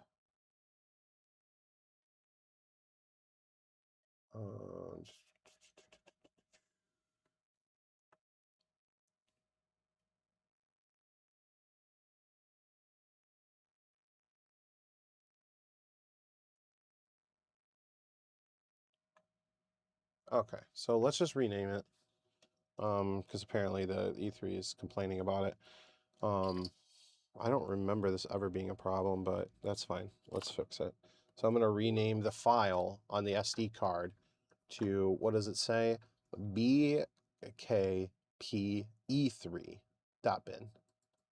And then it will be written to the NOR chip. And yes, flash fund does need to be up. Rename bkpe3.bin.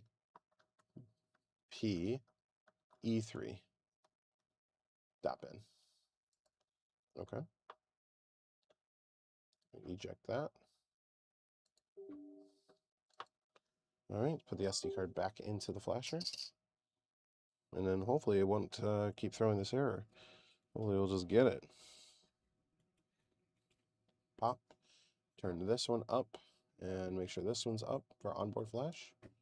And we'll start again. Hopefully this will fix it. Yeah, no problem, no problem.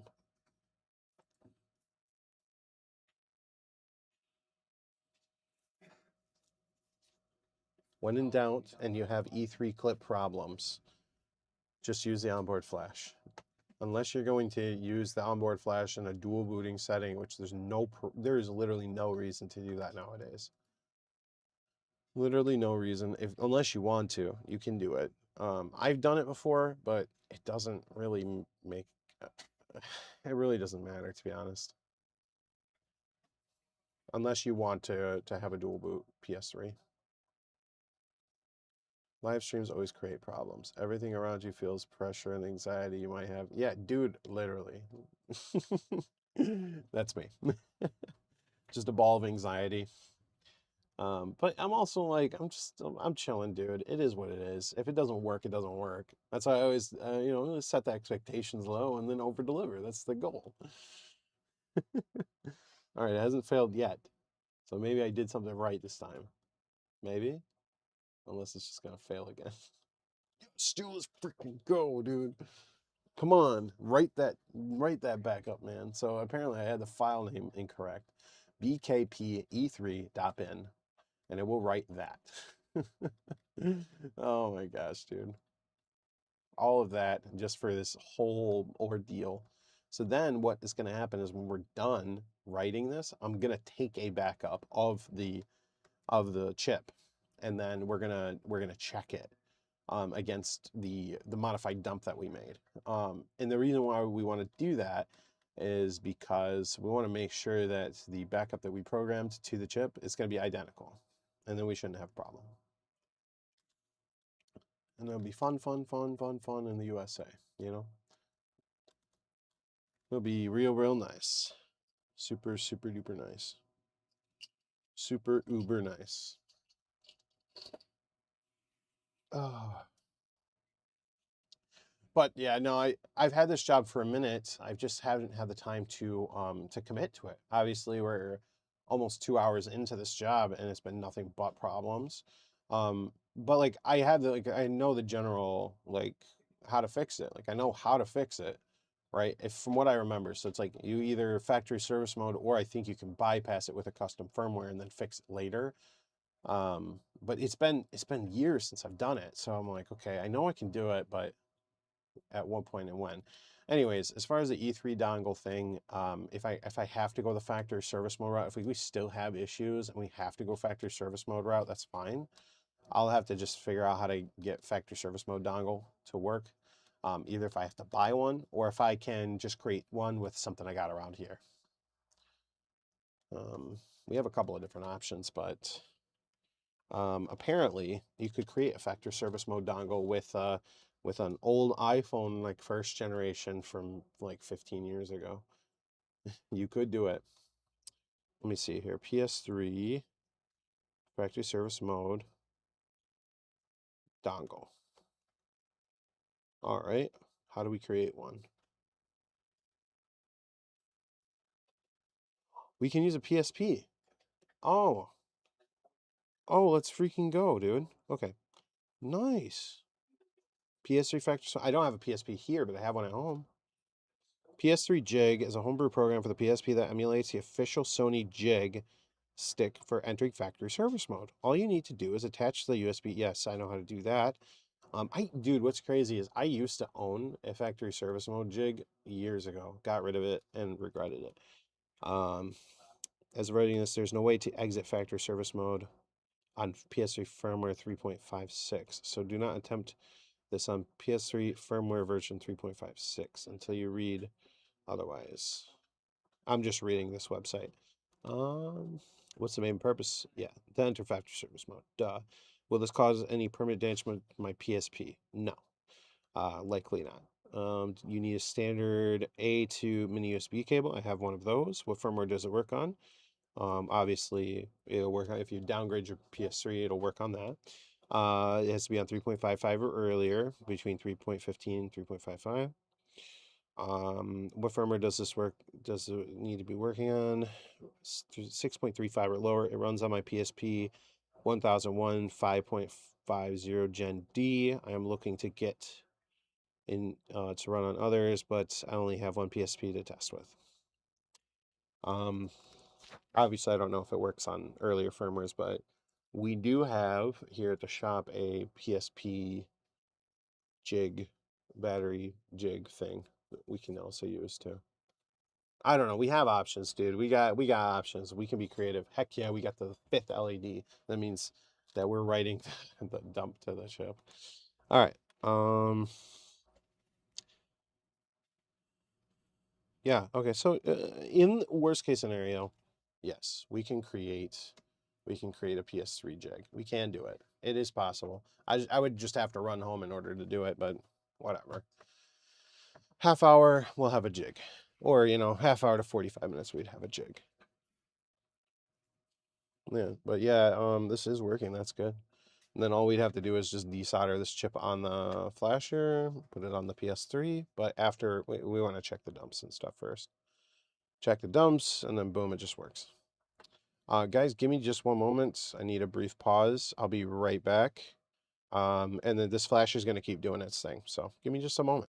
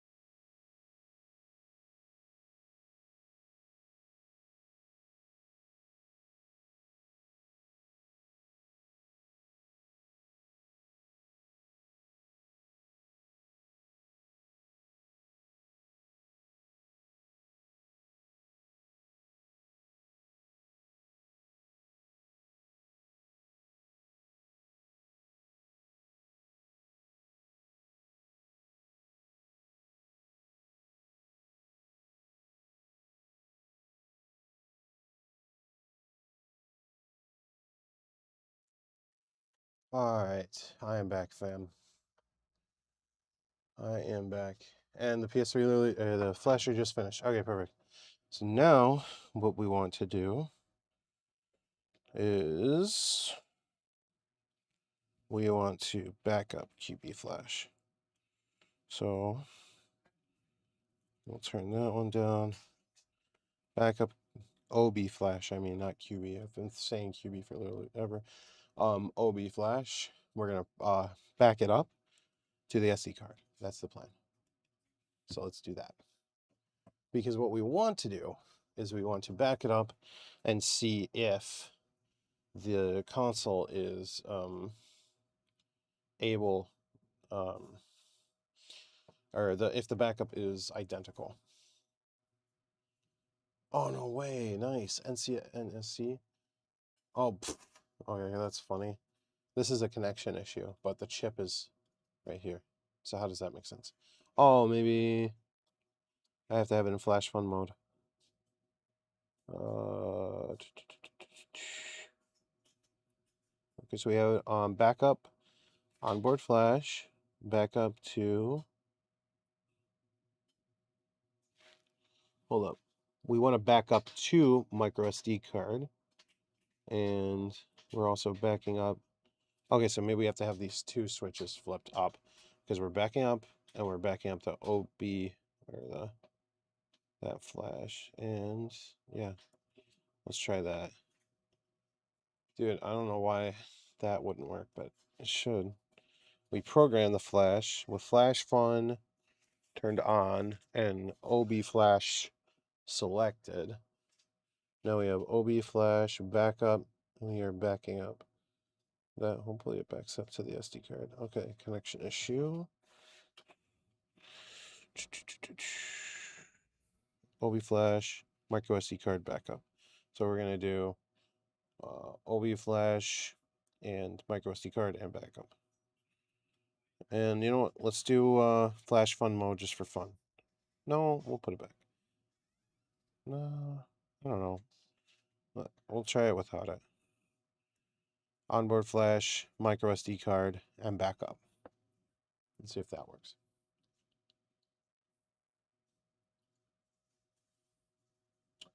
Hi, Victor. I am working on a PS3L model.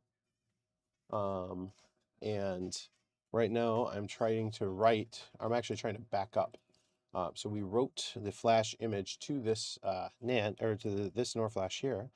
And right now we are backing it up to our SD card so we can verify that the image is exactly what we need.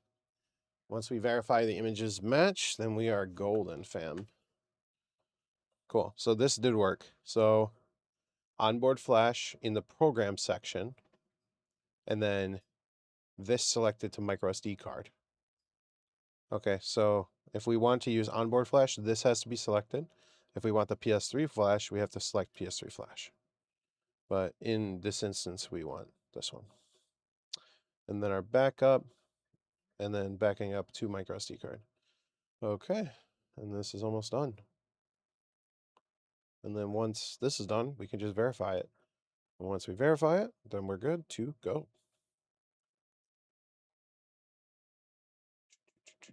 Come on. There you go. All right, cool. And we can unplug the flasher, and we will take the SD card out. All right. Put the SD card into our reader. SD card's in the reader, connecting to USB, or USB connected to the computer. Okay. Okay, cool. And if you guys look here, you can see in the E3 flasher log, starting the log, backup E3 NOR, backup to TF card. That's exactly what we wanted. So we know that this is our backup from the flash. So we're going to take this, we're going to put it in this PS3 red screen folder, which you guys can't see here, but it's there. Trust me. Trust me, bro. HXD. And then we want to go to data comparison, compare. data source is going to be this one. And data source 2 is going to be this one. Okay. Oof, I found differences. That's not good, fam. That is not good. Okay, give me just one moment, guys.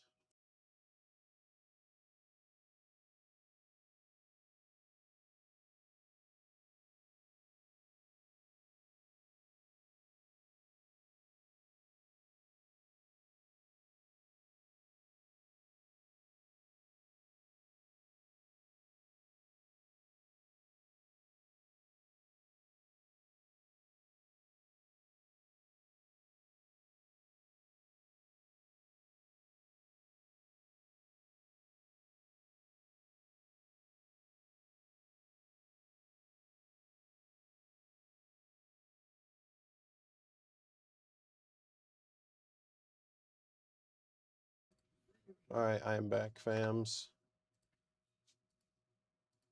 Apparently we have differences.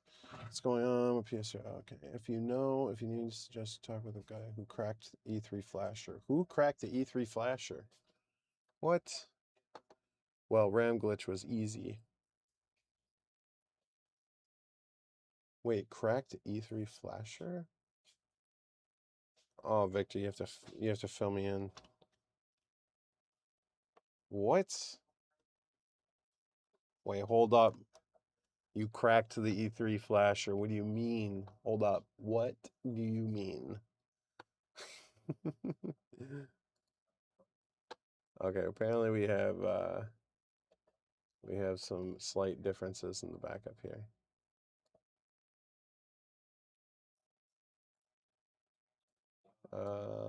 Let me double check with the PS3 NOR trucker.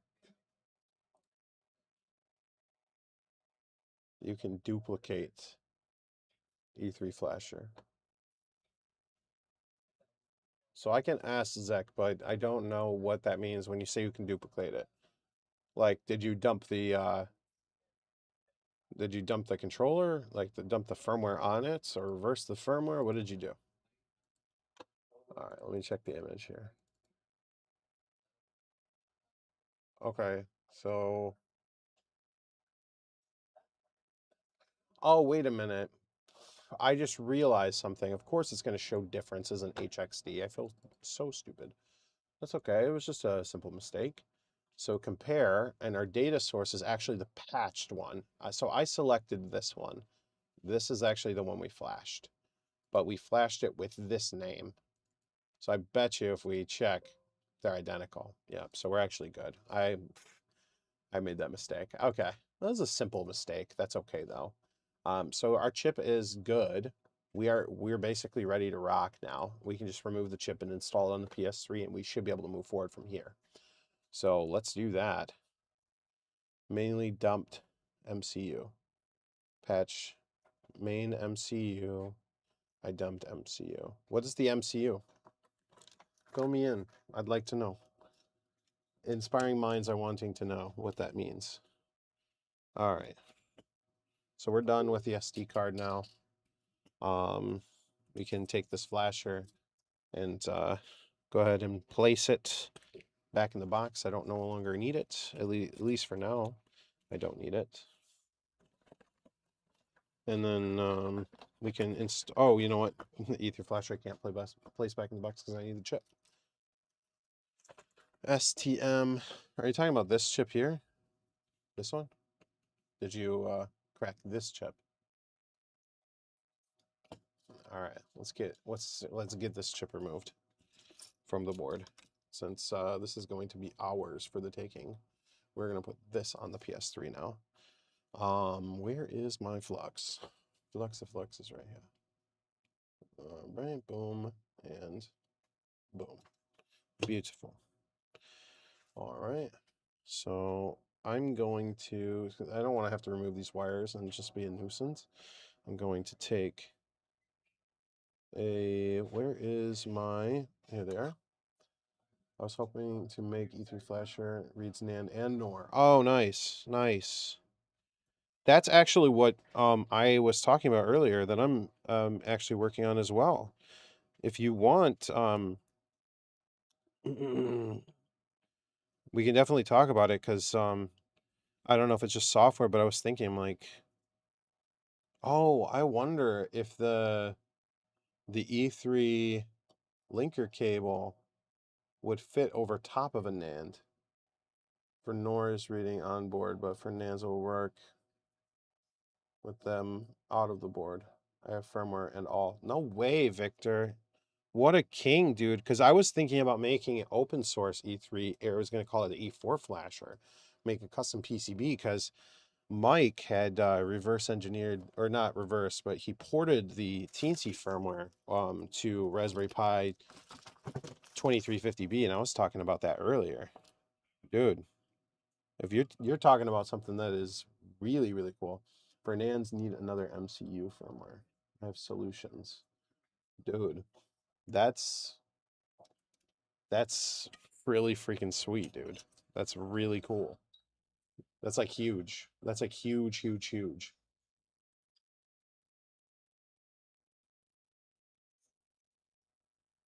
Oh, all right. Well, I would love to hear more about it. That's freaking sweet, dude. Okay. All right, we're almost there. All right, and chips off. Cool. All right. Now, we did not have to desolder these wires. They're safe because we put a razor blade in between them to kind of isolate that. So we are golden as far as that is concerned. I'm the guy who did work for major release of Frankie without Orbis module. Wow, dude.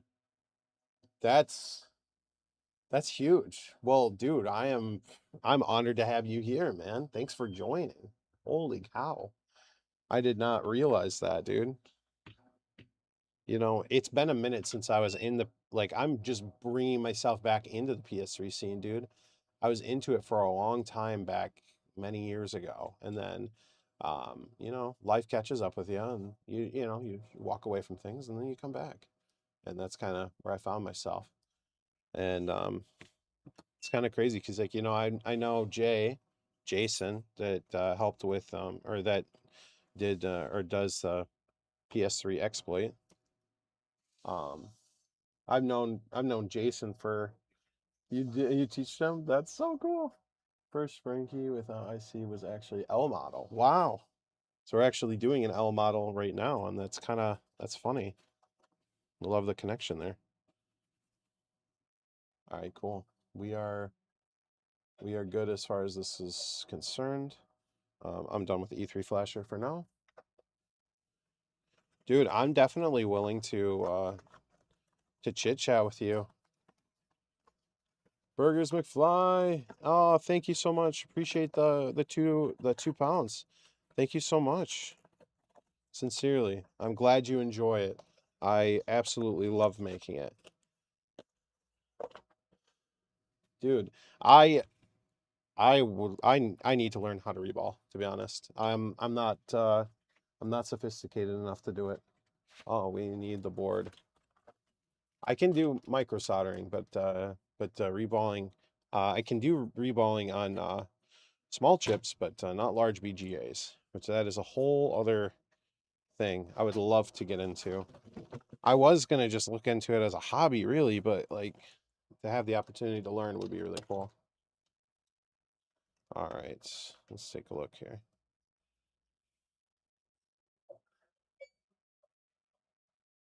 Wow, Victor, thank you so much, dude, for especially for your contributions to the scene. Like, holy crap, that's huge, dude. Like, we're like I can't express my gratitude enough. I'll put it that way. I can't express it enough. Um, okay, so we should be good as far as this chip goes. With Booter, it was easy as he has same rework station. Oh, nice, nice. Okay, this should be pin number 1 up here. Dude, cracked the freaking E3 flasher. Brought Frankie's to the scene.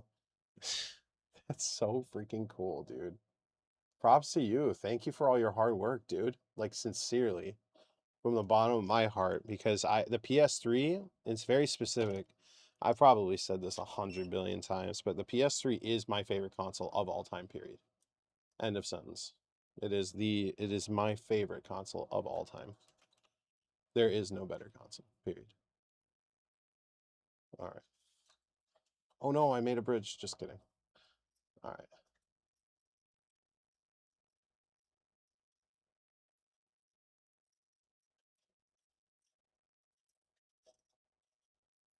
All right. We need more flux. Well, let me make sure I got it. Yeah, we're good up there too.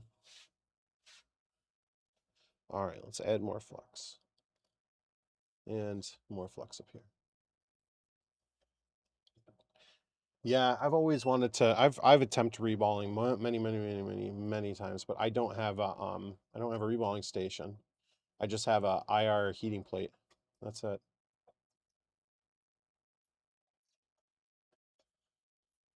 What reballing station do you recommend?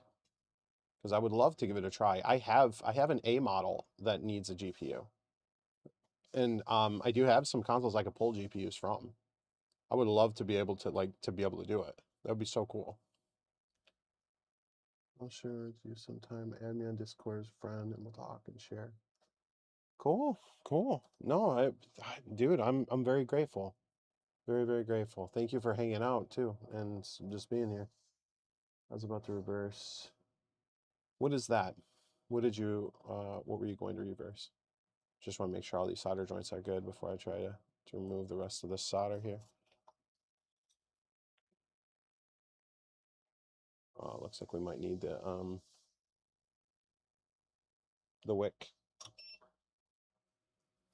Burgers McFly, let's go. Was McFly inspired by Back to the Future? I have to know. Inspiring minds want to know. That's it. Yeah, let's just use the big iron. Can we get it?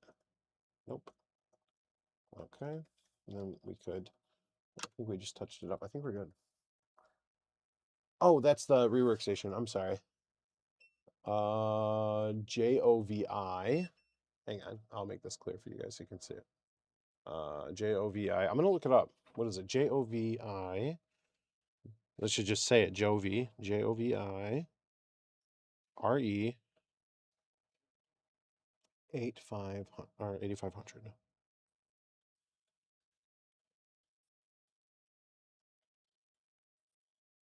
Is this on AliExpress?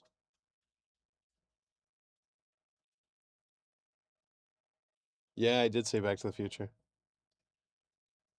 because of the McFly, you know. I'm gonna look it up. Maybe AliExpress.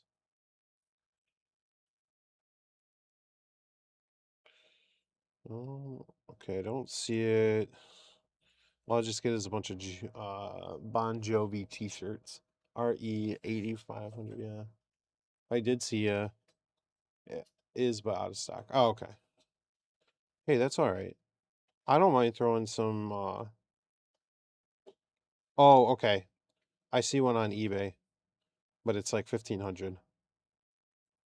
RE. Is it this one? This one here? Is it this one? This machine? Because they want 11 1,150 plus they want $400 in shipping. But this is coming from Israel. That's probably why it's so expensive. What is it? Hold on, I'm missing some of the comments here. Started doing PS3 ball this year, done a dozen of them, proper three-way BGA station, but it's still hard to do them and a very long process. Consider the baking of the PCB for 24 hours. Okay. Yeah, I was gonna ask about that because the baking the PCB thing, I think that's to prevent delamination, right? Rusty Russ, let's go.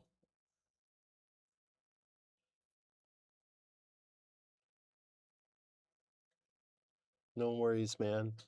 He's just mentioning the reballing the BGA underneath the GPU for the PS3. and taking a 45 nanometer slim GPU and putting it on a backwards compatible or fat consoles that suffer from the what is it?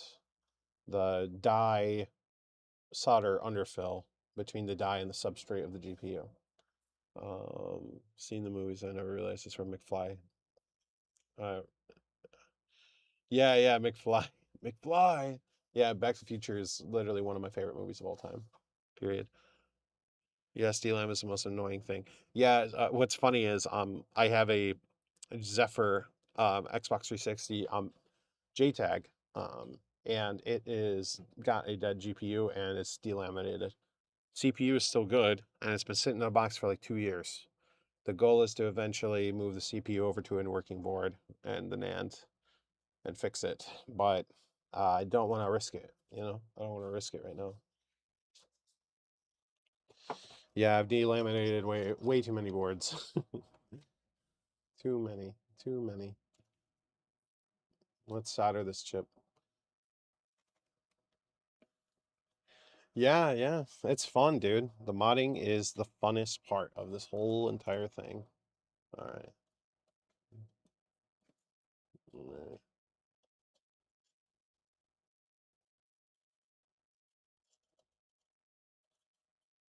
Perfect. We're just going in and just resoldering all of these. One-handed, fam, one-handed. All right. All right, perfect.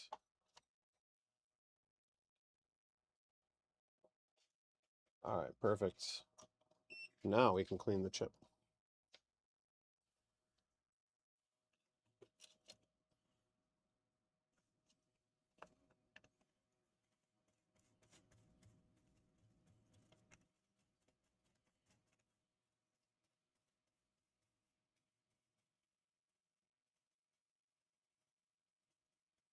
Beautiful. All right. Okay, let's switch back to overhead cam finally. Modding, developing, hacking games. Okay, yep, okay, let me catch up here. Mostly on the software side. Yeah, see, I'm on the hardware side, but I'm not really on the software side either. Does it say? Yeah. Baking is done to lower humidity content and speed R6.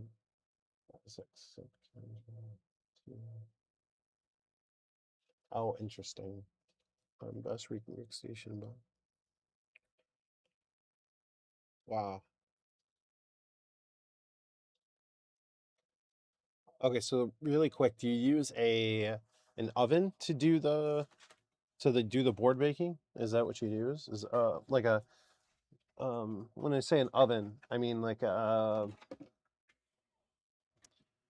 toaster oven. Do you slide the board into a toaster oven and then set it to a temperature for 24 hours and call it? Is that how you do it?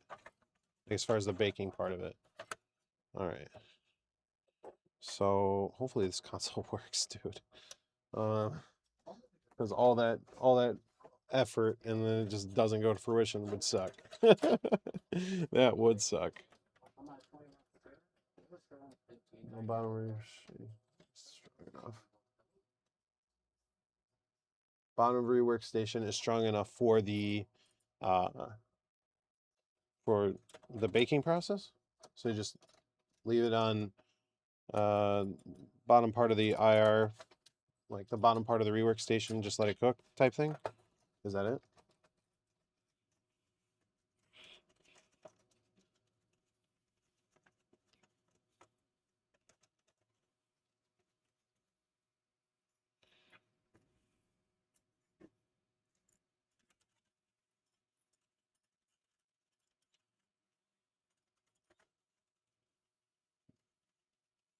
All right.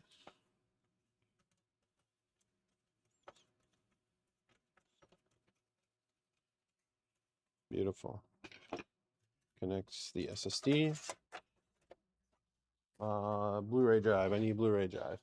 I gotta disconnect my microphone from USB power. Let me make sure it's still functional.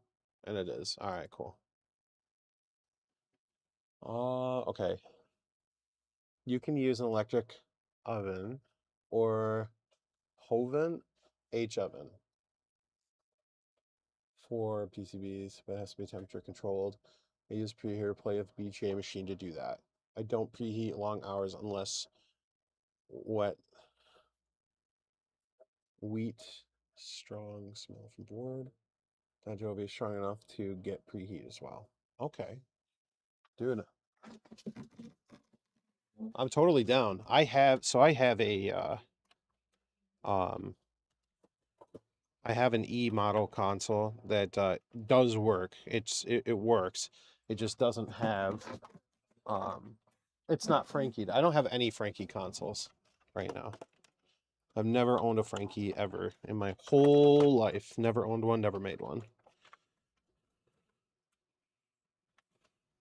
One day though, I was thinking about making the most ultimate PS3 with that, but I don't know if we'll do it. Okay, let's see if this console works. We patched the NOR, replaced it, and let's turn it on. All right, boys, what do you think? All right, let's rock and roll. 3, 2, 1. Hard drive's reading. And we're probably going to go into recovery mode more than likely. Oh no, it's booting. Console's booting. Booted right into red screen. What the frick, dude? Hold up. Wait a second.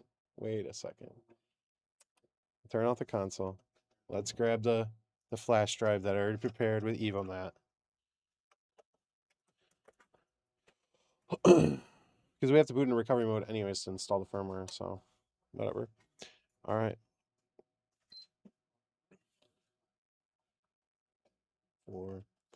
Wait till it shuts off. Okay. Try again. Wait for the double beep.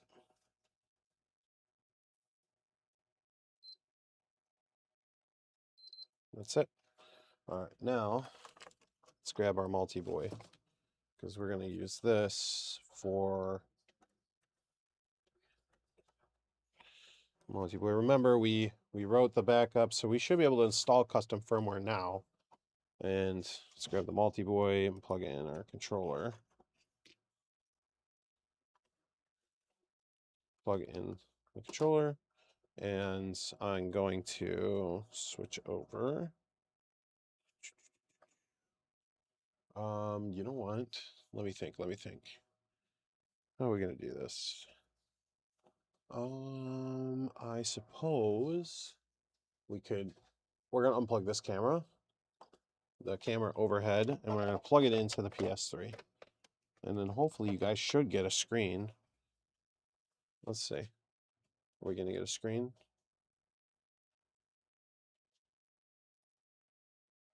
Or not? We're not gonna get a screen. That's fine. We're gonna fix this though. I have a solution. I think it's the HDCP or whatever. That problem. All right. Let's fix it once for all.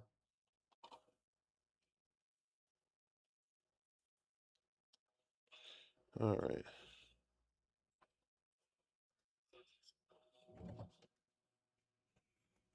Okay. I think we connect that. I'm connecting HDMIs, guys. Yeah, go into safe mode. Yeah. And always Rogero downgrader. Oh. Factory service mode patch. Victor, here's the problem though. I don't have a hang on one second. Here's the problem. I don't have a factory service mode thing right now. I don't have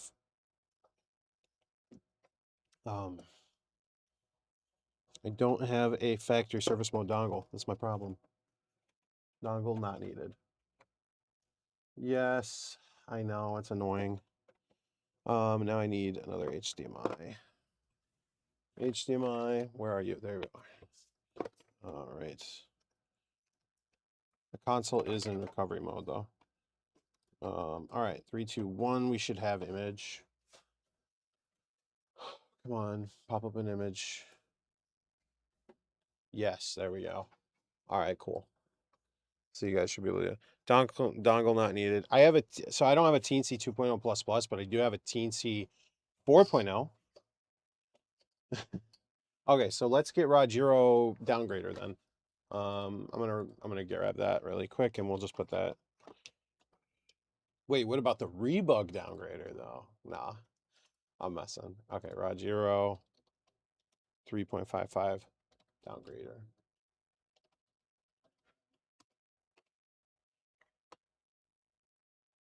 All right.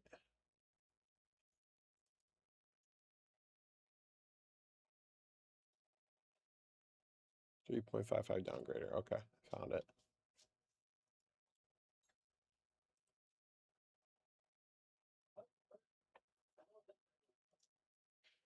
Yeah, the only problem is I don't have.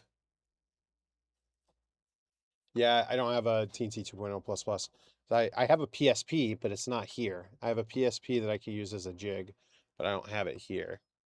But okay, so I have the Rogero pop. Let me grab the flash drive, put the flash drive into the computer. And then that way you guys can see what I got going on here. Okay. So got PS3 update. This is the latest version of EvilNet, so rename.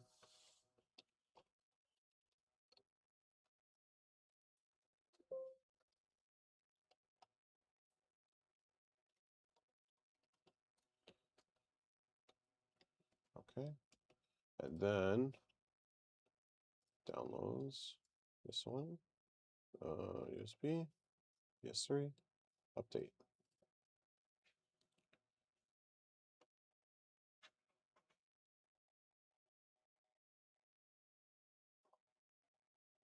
Beautiful.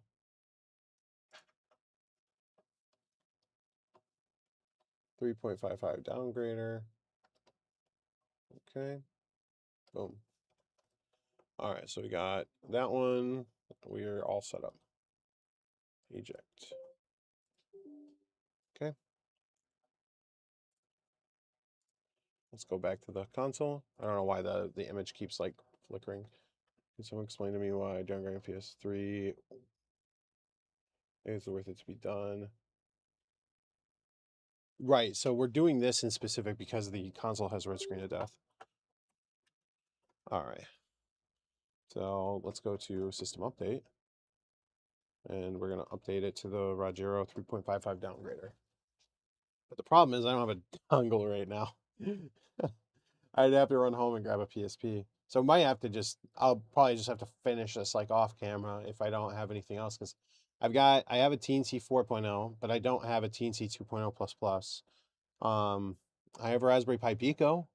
I don't know if someone wants to try to board it to that, but I don't think, I'm sure the Pico could run it.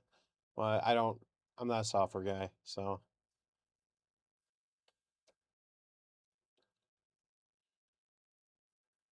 All right, cool. We're installing the 3.55 downgrader.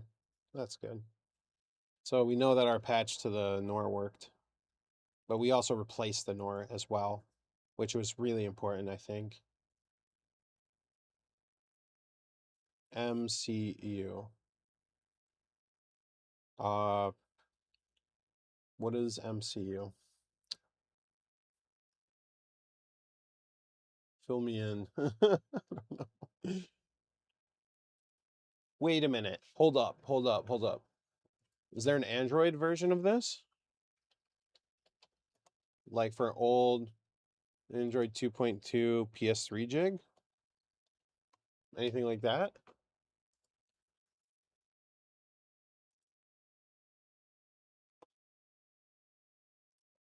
Well, maybe it requires root. I don't have anything that's rooted. Depend on developer how much, microcontroller. Okay, yeah, that's what I figured. All right, we're waiting for this to pop back up here.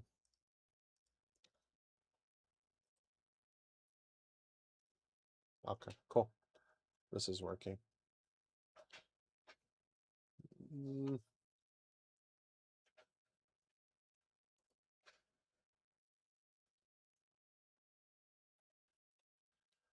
Okay, cool.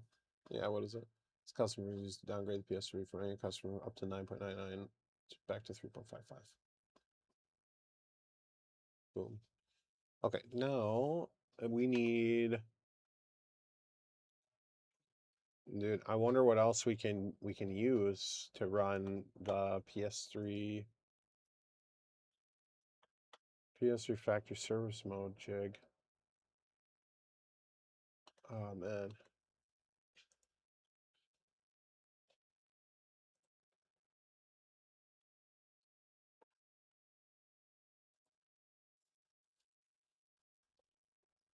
HTC Wi-Fi. Yeah, this is the thing. I'm looking for PS3 jig Android. Let me search that. I know this is super old. Let me look here. B4.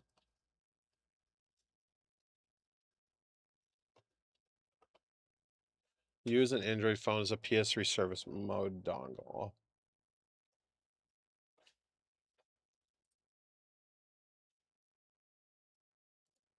Huh. While this is installing, I'm looking for it right now to see if there's something. Let's see.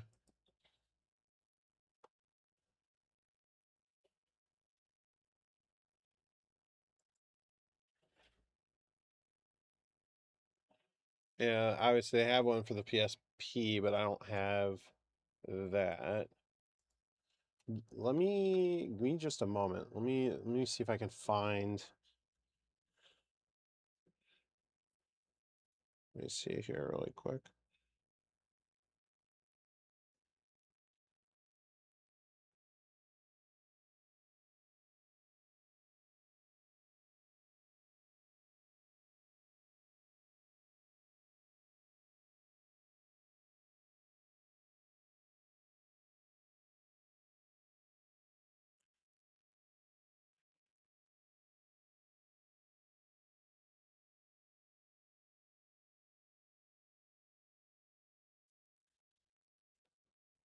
Oh, wait a minute.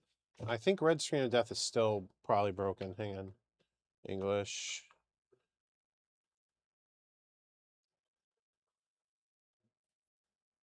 Yes. We'll leave this. Yes. And we're not going to connect to internet, and it will probably jump right into red screen. That's my guess, anyways. Okay. That's good. Do we have the red screen problem? No, we don't have red screen. So what in the world, dude? Huh. Says, I don't think red screen's fixed, is it? Nah, it can't be. We're on the 3.55 downgrader.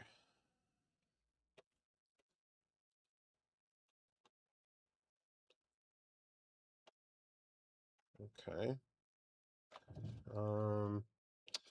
Where do we go from here? Since we don't have a jig. No. You need remarry BD-ROM. Why do we need to remarry the BD-ROM?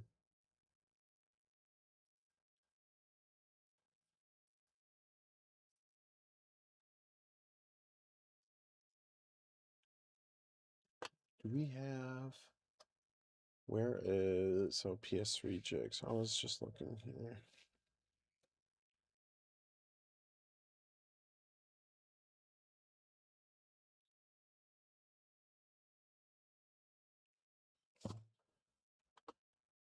Hang on.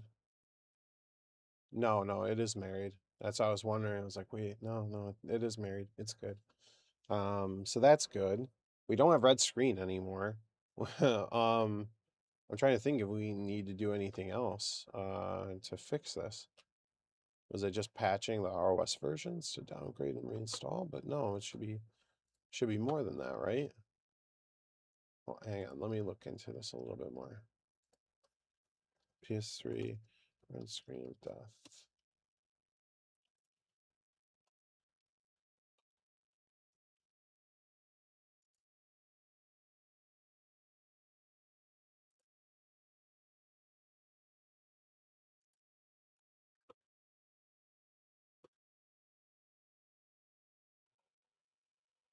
Does it have red screen of death bypass built in?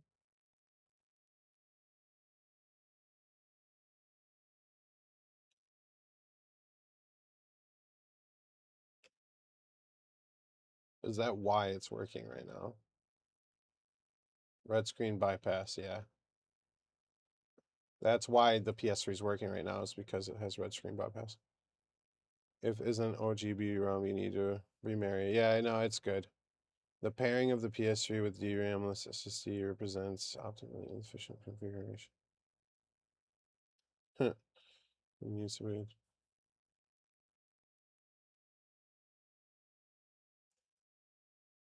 Yeah, so on EvilNet, the latest version of EvilNet also has red screen of death bypass, but it's like we want to fix it, you know? Let me see if I can find the LV2 diet, because let's see.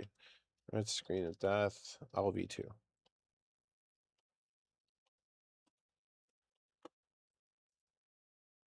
Yeah, because I tried to download it and it wasn't. It went to 404 not found. You can work back up to CFW. Yeah, isn't there a red screen of death fix in EvilNet? I'm like 99% sure, right?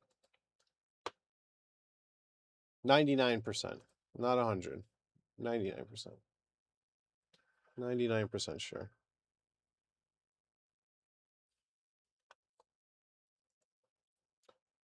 I think while on this firmware, we need to do the QA flag, right? So we can then install whatever firmware. Okay. So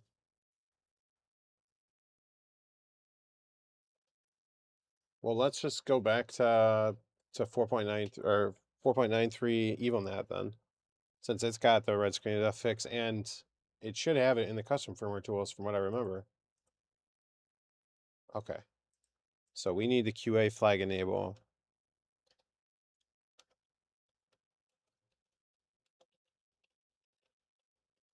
It's been a long time since I've been on this firmware, dude. So what do we need? We need we can do this with okay. You are okay, but you need to go to 3.7 like Victor said. Last one, I can't dropped fixes and didn't get trapped. Okay, so we do need to go to Rod 3.7. Is that it? Like we went to this firmware, then we need to go to 3.7, spoof 4.25.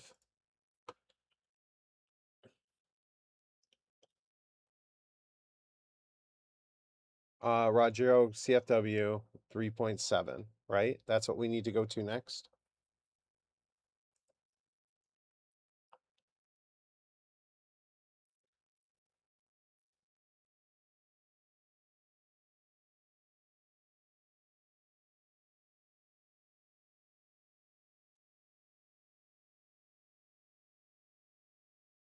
Oh, no worries, Victor. That happens to me all the time. I'm with you, dude. I am with you. All right, well, let me get Rogero. Rogero 3.7 here.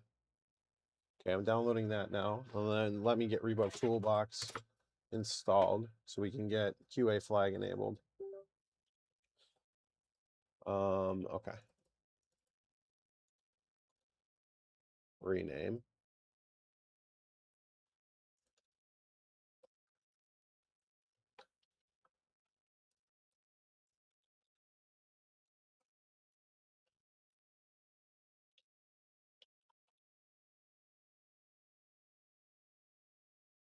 Okay, I'm copying over the firmware now, and then I'm gonna grab the Reboot Toolbox so we can install that and enable QA flag, and then we can go up. Okay, rename. Okay. Eject. All right. Now, yes, spoof. Okay. Oh, almost forgot. Gotta put Roger our Reebok toolbox on there.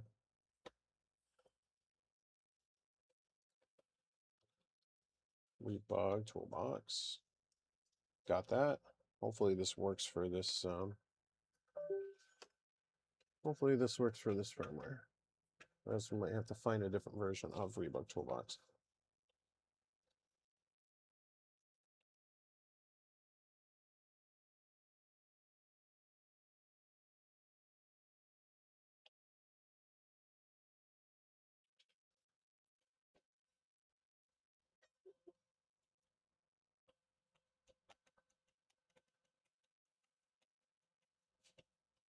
Okay, cool. All right, we're in. Cool. All right. Well, I think it's, yep, it's here. Enable.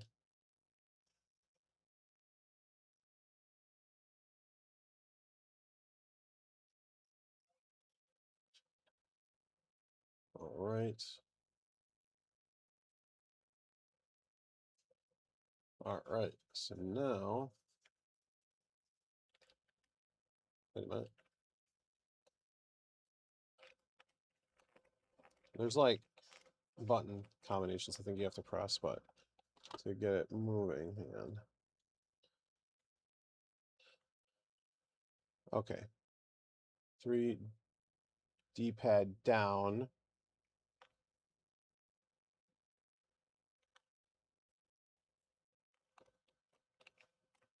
Okay, yeah.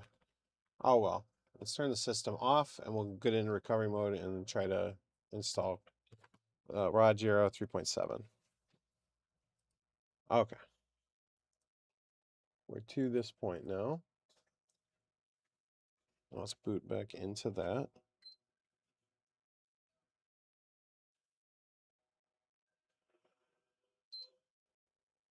Seven beep. Okay.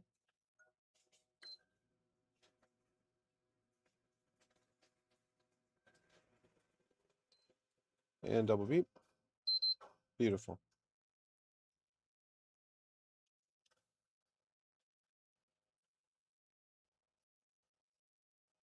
All right, cool. System update.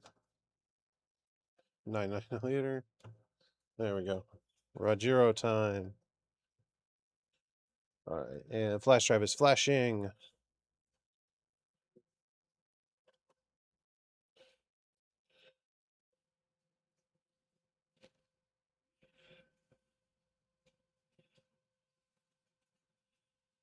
Okay. I put it there. Let me plug this back into the computer. Let's take a look. Downgrader pub, EvilNet, HFW, yeah, PS3 update that, or update that block. Yeah, it's there. This is the ROD 3.55 version 3.7. Yeah. Hold up, let me, yeah, no, that's it. Yeah, that's there. All right, let's plug it back in. Let's plug the flash drive into a different USB port, because maybe that's the problem. Okay, let's try again. It's definitely there.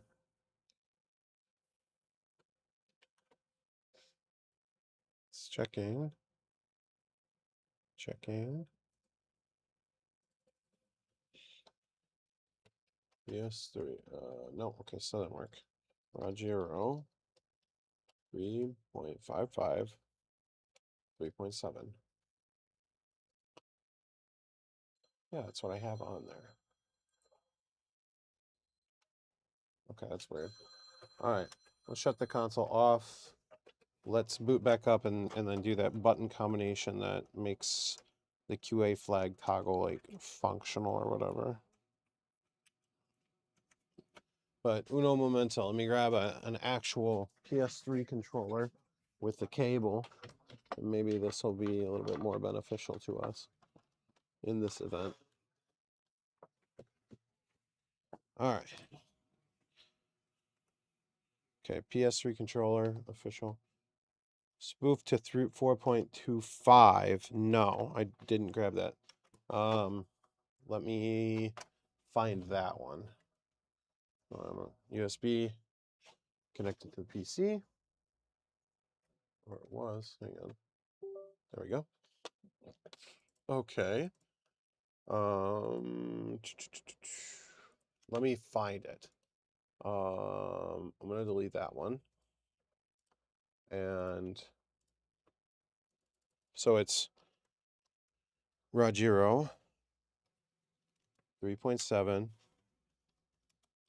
3.7, 4.25.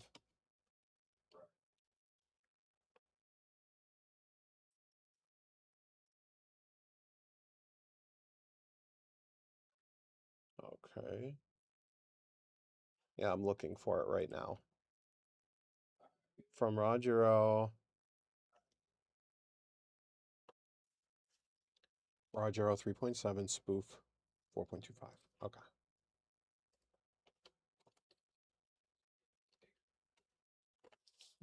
.25.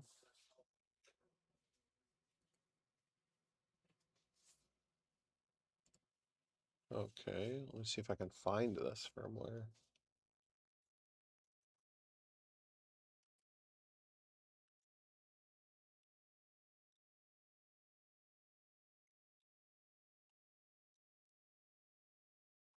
Okay.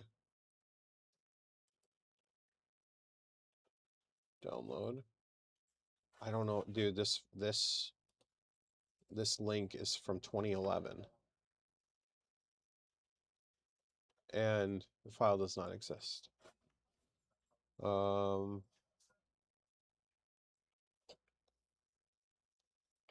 know how I can find this firmware. It's on Web Archive, Midnight Channel. Yeah, that's where that's actually where I'm at right now. PS3, custom firmware, Rogero custom firmware. That's where I'm at. I see a 4.21, 4.30. Here, look at my screen. This is where I'm at. Except I can't see you guys at the same time. Yeah, but this is where I'm at right now. This is the one I downloaded originally. 3.55, 3.7. So what do? 4.20. Oh, maybe it's this one. But you said 4.25, but I don't see 4.25 here. I don't know. I'll grab this one. And then what do you guys say? Yeah, it should be there. It's definitely not. Not this one. Hold up. Other custom firmware. Miscellaneous custom firmware.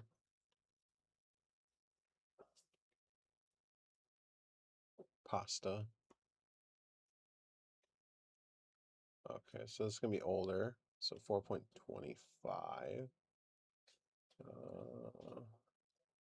Downgrader.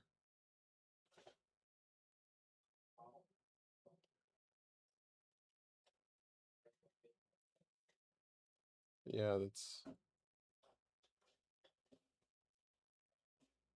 that is all I'm seeing is this kiosk firmware, but that's not what we want. Yeah. Well, let's try this one. This is that Rogero firmware.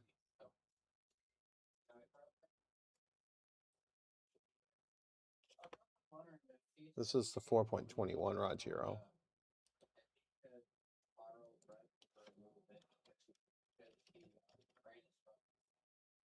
Okay. Let's try this one. Okay. All right, let's boot the console back up into recovery mode. But give me a moment. Gotta plug in this flash drive. Turn on the console. Okay, boot into recovery mode, please.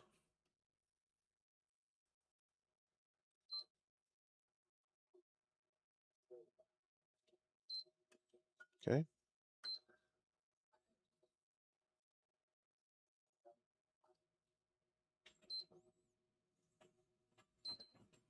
Beautiful. Console should boot. And we have the original PS3 controller connected, which I don't think it's going to pose any difference in this situation. System update. Yes.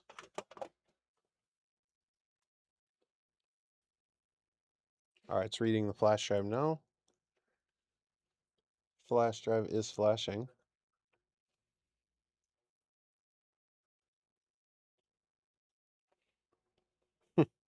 Still failed. All right, well, let's reboot back into the firmware itself.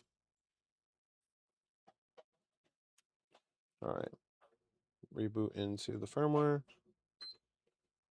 And then let's do that button combination thing, because sometimes getting stuck in this firmware, even though we enable QA flag, we have to like get those debug settings things to pop up, and then it will work. Yes.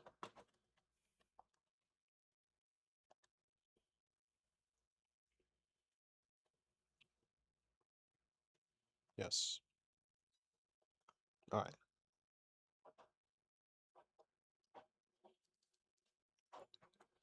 All right, now that we're here, let's go all the way over here.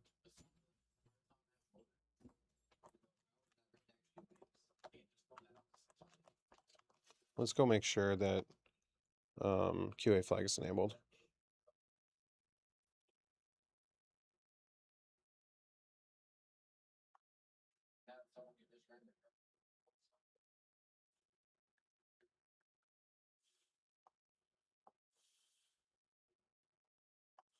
There we go.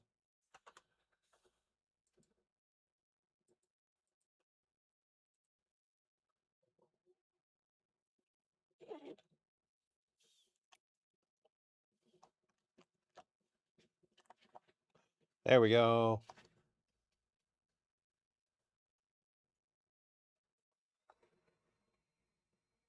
Now I think we need to do it. I don't think we do it through here, but we can try. I don't think we do it this way. I think we do it through recovery mode, but it's been some time. Oh. Install 3.55. After? Now we'll go back to safe mode and install. Yeah, we did enable QA flag because you can see it here. All right. Turn system off. We'll go back to safe mode now that we enable QA flag and did the button combination to actually make it pop up.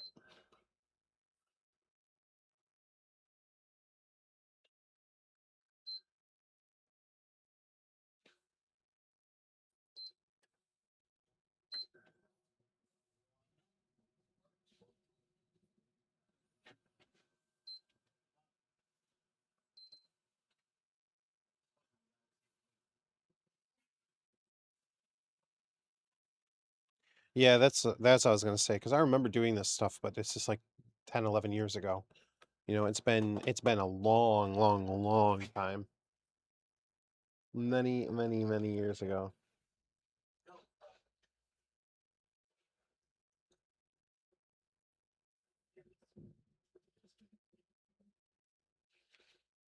It's reading the flash drive.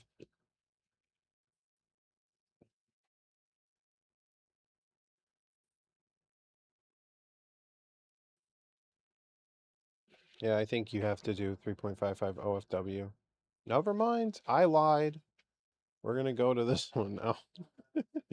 Okay, so we just need to do QA flag. That's what I thought, dude. It's been a minute, but yeah, once you do QA flag, you can basically install whatever you want.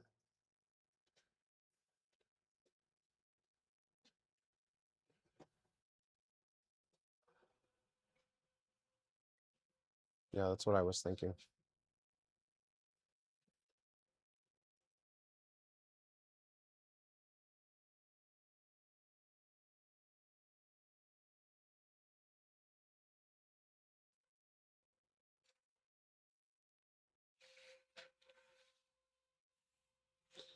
It was 3.7 spoofed to 4.21. Oh, don't worry about it, Victor. That's all good, dude. I couldn't find. I know 4.25 existed, but I couldn't remember, to be honest.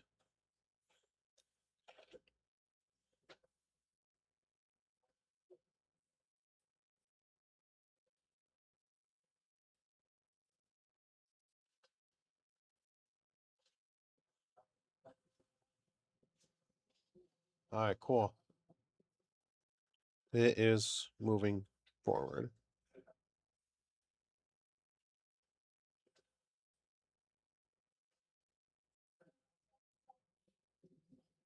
Days. What? Day is not corrupt. That's a lie. You guys watch me download it. All right, all right, all right. All right. Well, let's get 3.55 OFW.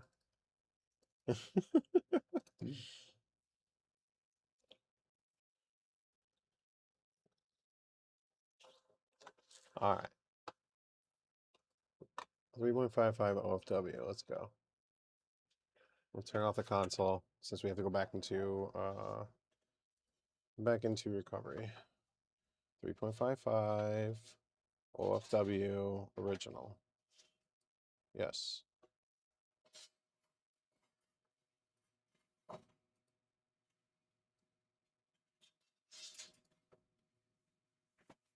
Okay.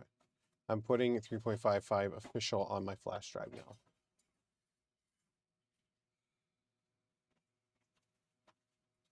It is slowly copying over. All right. Rename. PS3 update.pop.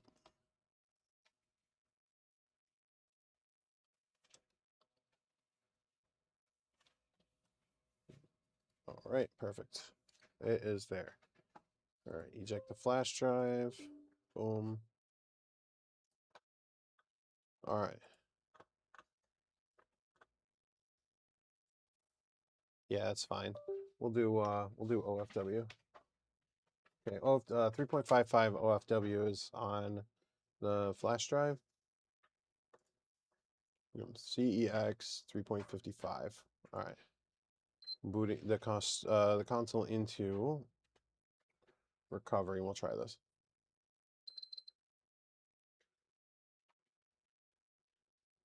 Thanks, Victor. Appreciate you, dude. Take care, buddy.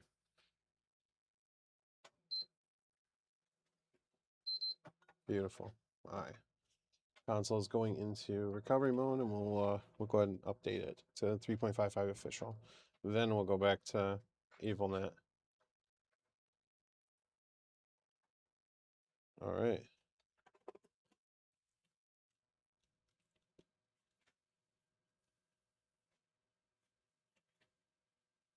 All right, cool. It's reading flash drive.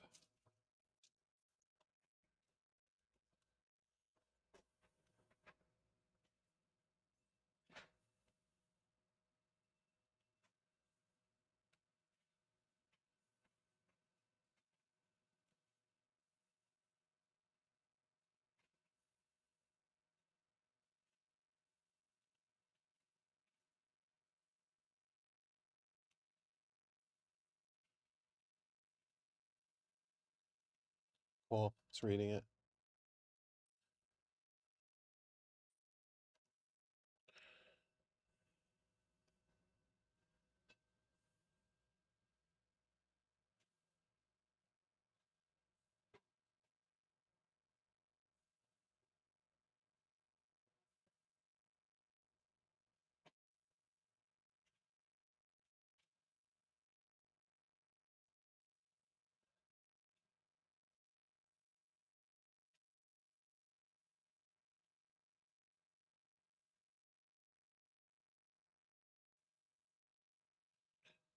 Beautiful. Beautiful.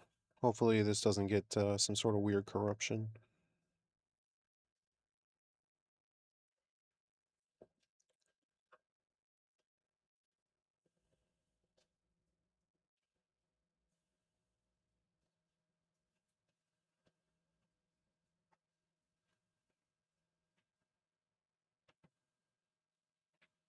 All right, this is where we find out if it starts to work or not. Is it going to give us the option to use 3.55? Oh, nice. It's going to install. How wonderful. How nice. All right, cool.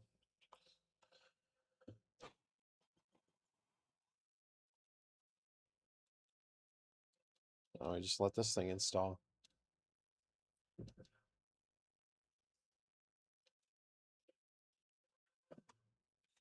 All right.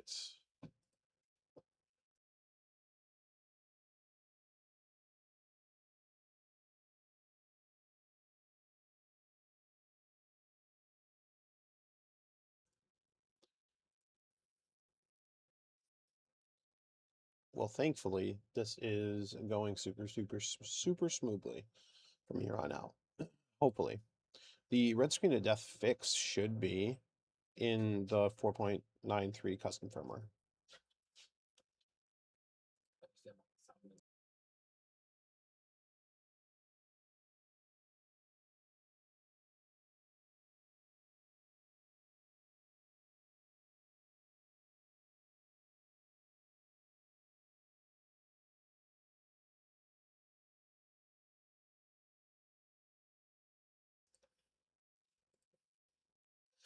Now we just have to wait patiently for this console to finally boot back up. Slowly but surely, we'll get there. We'll get there.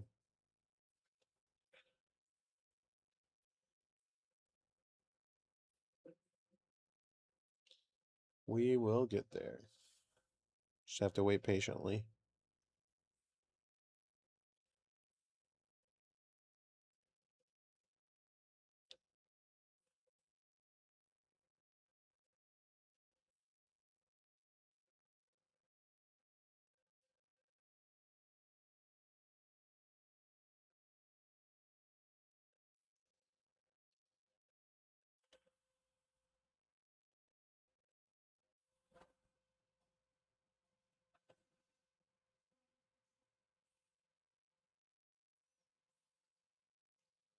All right. All right. It's doing something. It's doing something. All right. So I can, at this point, oh, crap, dude. Well, we're on 3.55 official. That's fine. That's fine. We still have red screen of death, but that's fine. We can go to 3. Since we're on 3.55, we can go directly to here. That way you guys can see. Now we can go back into this folder. Since this was 3.55 official, we'll name it OFW. Since we're on that now, then we can just install this. In recovery mode, of course. Updat.pub. All right, let's eject. Try again. Boom. All right, plug it into the console. Let's reboot back into 3 points, the recovery mode. So we're going to boot the console again. Okay, console is now booting up. We're just waiting for it to go into recovery mode.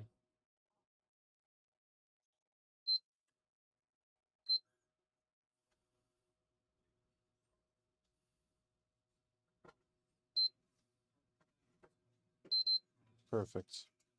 All right, now we're just waiting for it to finish booting up. All right, perfect. All right, let's go to system update. This is going to install the latest version. Yeah, 3.55 or later. So we're going to install 4.93 EvilNet. And the flash drive is flashing, so we should be good to go. Now we just have to wait for this.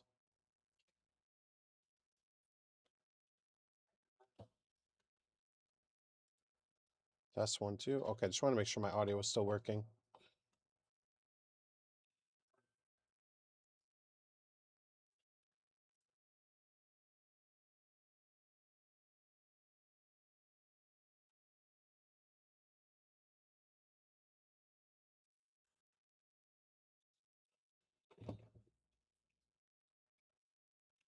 Oh, okay, cool. Awesome, Russ.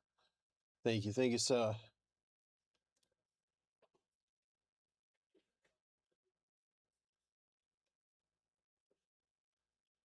Yeah, currently it is installing the firmware, and hopefully by the end. Yeah, not that Victor led me in the wrong direction, but I was just thinking, like, we could have just used, we danced around it kind of.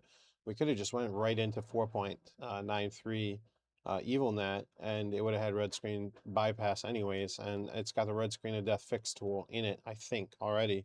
So, but yeah, the LV2 Diags one with factory service mode. The problem is I don't have a factory service mode jig, so or at least on me right now, so we can't use it.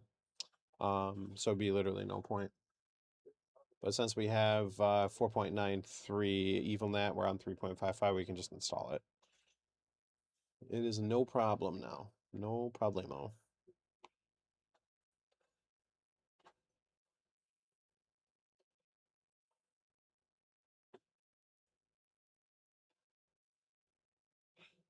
And we're almost there. Boom. Let's go. We'll install this, and since it's got red screen bypass.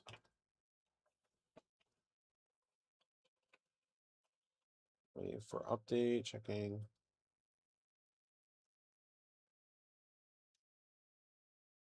Oh, dude, you don't have to worry. The PS3 is, it's not bad.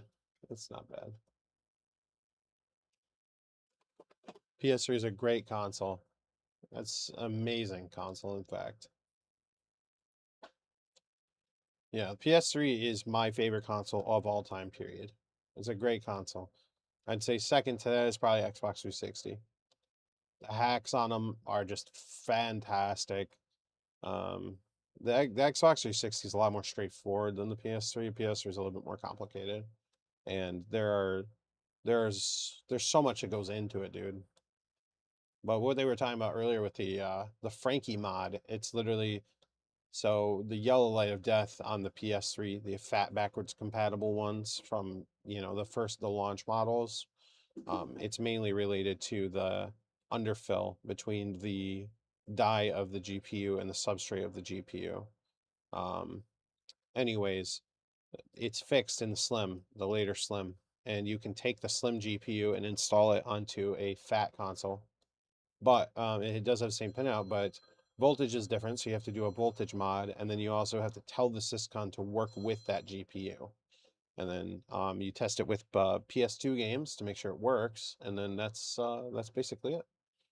But then you'd have a fully backwards compatible with a fixed GPU, and then you could also fix the tantalum capacitors as well, which is the main power rail for the GPU, and you can do them for the CPU too. And then once those are done, and you have the tantalizers like from RIP Felix, it's those little boards that have the capacitors on them, and then you just solder them in place of the tantalizer or the tantalums right there, or the NEC tokens, I mean, and you put tantalums in there. And then once that's done, then boom shakalaka, your PS3 is fixed forever for the most part, until those capacitors die, but that's like 20, 30 years from now. Maybe, if that, maybe it'll continue to work. I mean, obviously that we have PS3s with NEC tokens that are still working, still grinding it out, like this one right in here in front of me. This one's probably from 2008, maybe 2009, maybe, but probably 2008. And it's still trucking along with tantalums. Or not tantalums, but NEC tokens. All right, cool. All right, awesome. So yeah, this console is, yes, HDMI. Wait for it to pop up. Yes. Boom. EvilNet. Awesome. We got it. We got it. All right. So should be custom firmware tools. Service tools. Advanced service tools. Red screen. Okay. Yep. Yes. Continue. Okay. This system will try to fix red screen. Are you sure? Read product mode flag failed.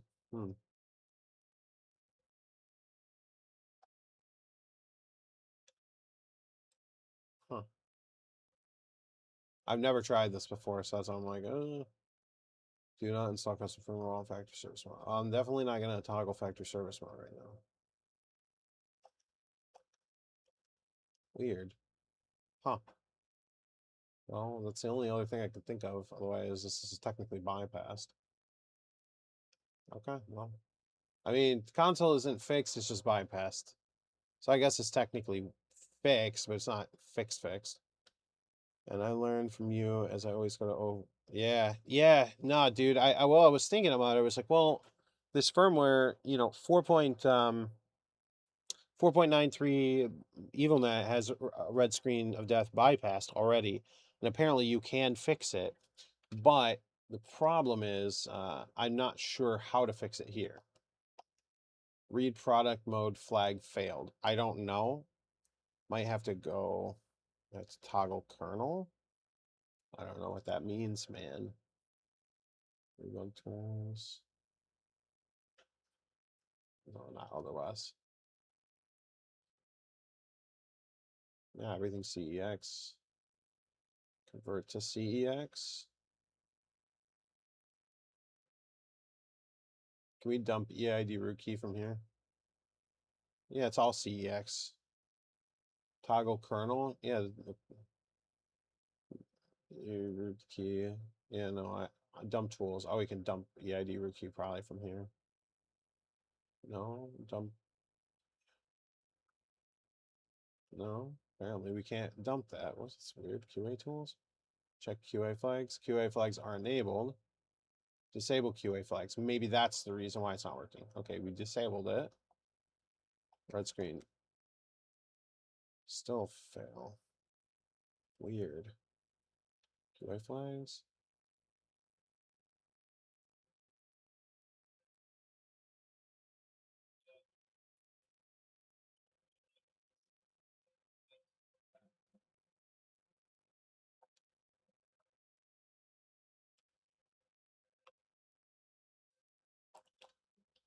Okay.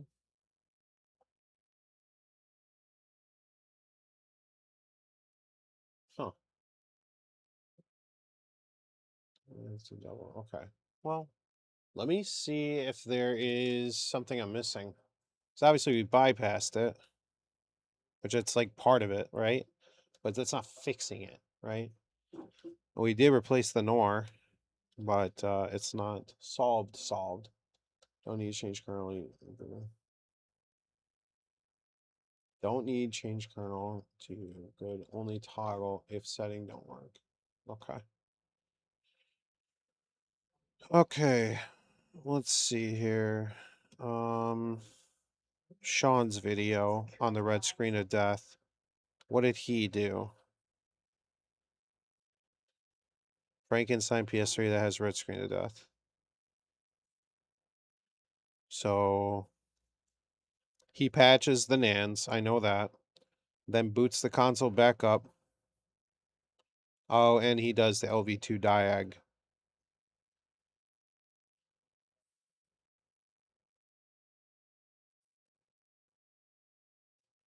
Wait a minute. So if I enable, oops, if I enable factory service mode, and then do the LV2 diag thing, will it work? Because obviously this read product mode flag failed. Let me look into it. Alright, screen of death. EvilNet.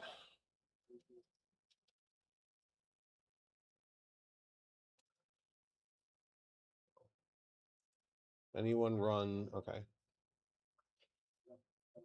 When your red screen's hardware issue, there's no software fix for it. Okay.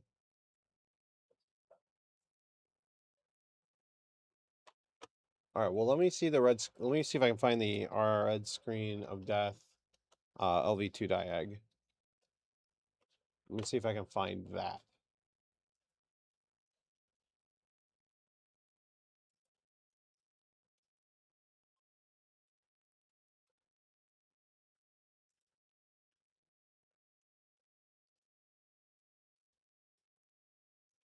Oh, next Juni uploaded it. Okay. Enter this mode. Download the LV2 diag up. Okay. Then turn off your PS3, then turn it back on. It should blink, make a beep, then exit to XMB.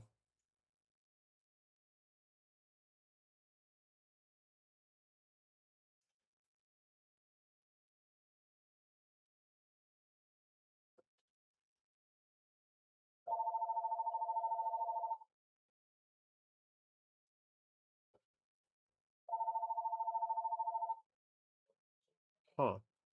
Okay, well, let me try to download this lv2diag.self and put it on my flash drive. We'll try to enable factory service mode and see if that works. Yeah, I got you. Give me 1 second, guys.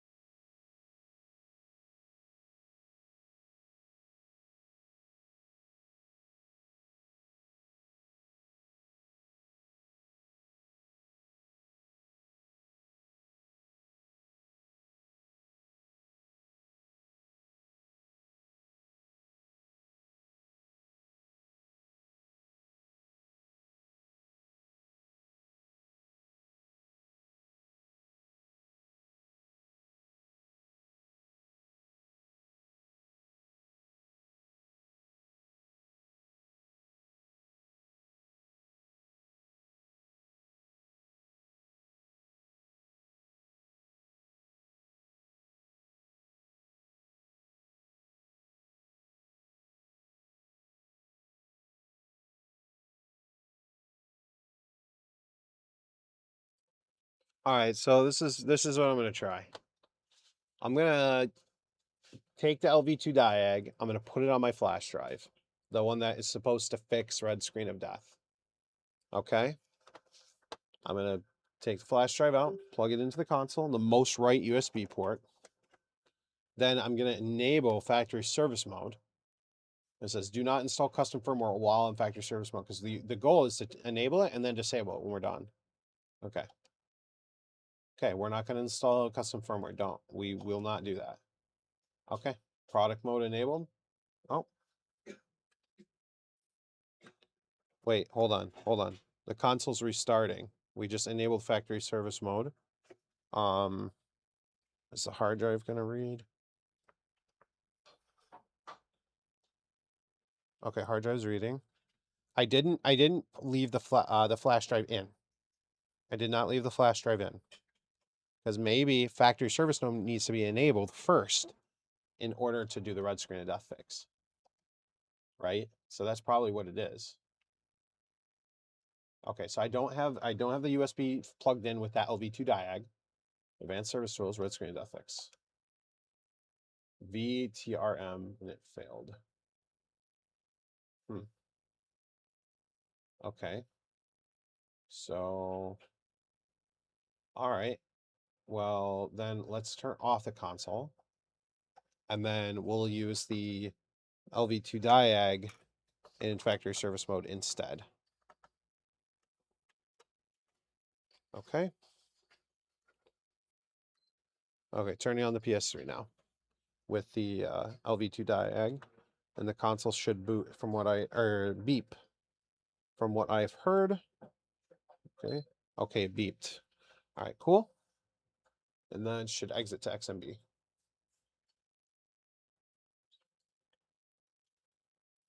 And then it should also, okay, so the console is it booting? Okay, it did exit to XMB. All right, cool. Did it exit factory service mode? Service tools. Okay, well, it exited factory service mode. I don't think this is gonna be able, yeah. Okay, so let's check the flash drive now and see if there's a text file on it and see what it says. Okay, there is a text file. Oh, okay. Guys, take a look at this. Hang on. All right, here it is. Red screen of death fix. So initially started, finish, product mode, disable starting, read EEPROM, wrote to EEPROM, read EEPROM, product mode, success rebooting. Okay, so is it good? Is it good is my question? Okay. I suppose the only way to know officially if it's good, since we have QA flag, we should just be able to install 3.55 OFW from recovery mode. Rename. We'll just call it, well, before we do that, we have to rename this one to EvilNat.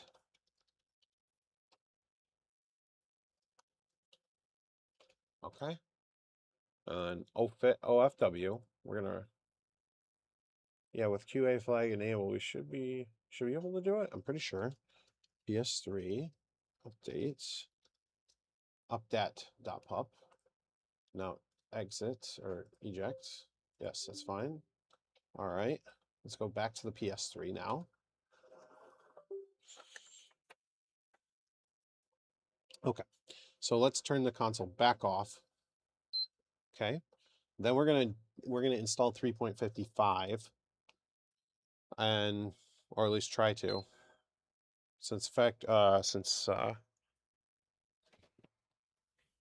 QA flag is enabled. I don't know if we'll need to do this, but I'd like to know for sure to check. I know, I'm curious too. Because I want to know if it actually fixed it or not. Because that's the whole point of this entire thing. We want to make sure that it actually fixes it. But because if we're on custom firmware, it's going to bypass it, and I don't want it to bypass. I want to make sure that it's fixed and working. Okay. All right, system update. We got 3.55 official on the. Okay, the flash drive is reading. Since we have QA flag enabled, so we should be able to go to. Okay, so now it's not going to do that. So we might have to go to Rogero 3.55, which is fine. The downgrader. So let's install the downgrader. So give me 1 second. Let me just fix this really quick. 3.55 downgrader pup. It's gonna be take an extra 10, 20 minutes, but that's fine. I'd rather know than not know. 3.55 OFW. And then we're gonna use this one. Rename.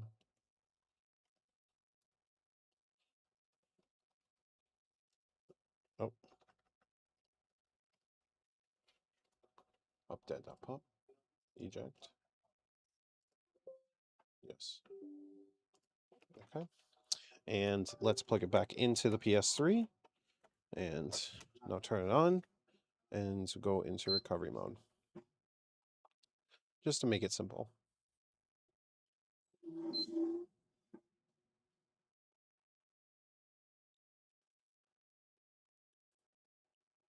Okay, waiting for it to turn on into recovery mode here.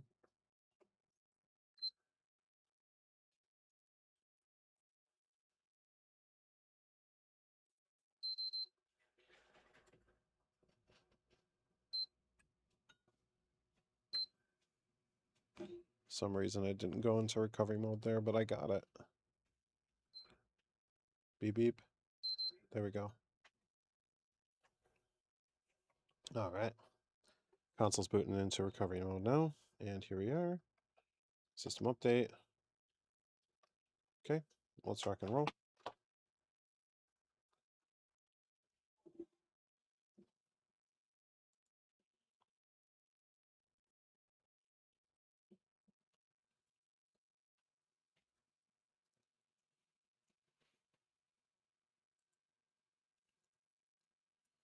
So funny. You don't even need the factory service mode jig. Just downgrade, install the latest. So this is literally red screen of death fix. Download the latest version of 4.3 or 4.93 EvilNat. Downgrade your console to where you can install it. So it's going to boot up, then go into factory service mode, then use the LV2 diag, boot up the console, let it use the thing, check the text to make sure the text file that it creates on your flash drive, make sure that that's working, that it actually did the fix. Then it will exit factory service mode for you. And then go back to official firmware, probably.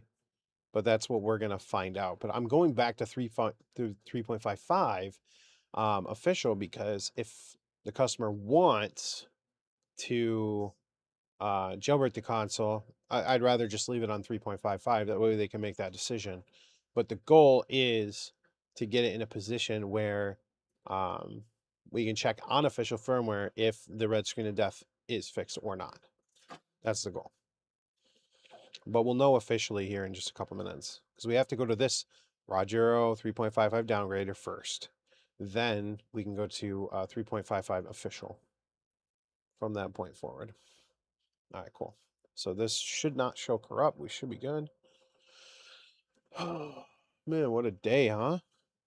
All right, cool. So now this is installing. W in the chat. W in the chat.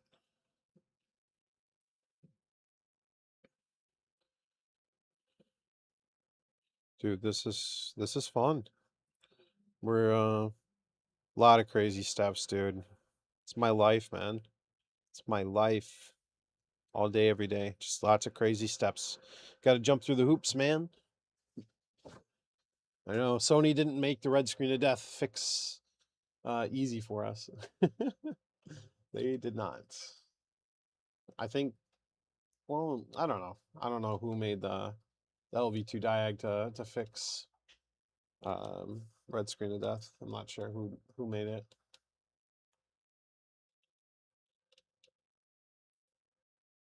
What up? What up? I think we finally fixed red screen. I'm not 100% sure. I'm not 100% sure yet. We'll find out here shortly.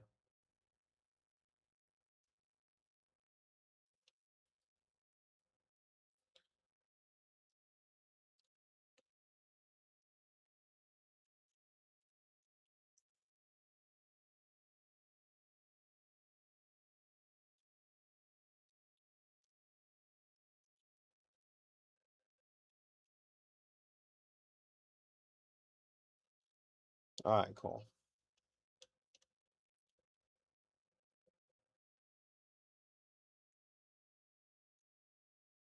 Okay, perfect. All right, now yes, hit yes and then yes again. Oh, I hit no. I was like, no, don't give me HDMI. I don't want HDMI. I want low quality video. If this work, I'll save my life favorite videos. Yeah, hey, heck yeah, dude. Let's freaking go. All right, rebug toolbox. Let's make sure that QA flag is still enabled. And it is enabled, so we're good. We can just go right to 3.55 official. So let's turn off the system. Okay, so, and then that way I can show you guys what I'm doing here. So let's go back. So this is the downgrader.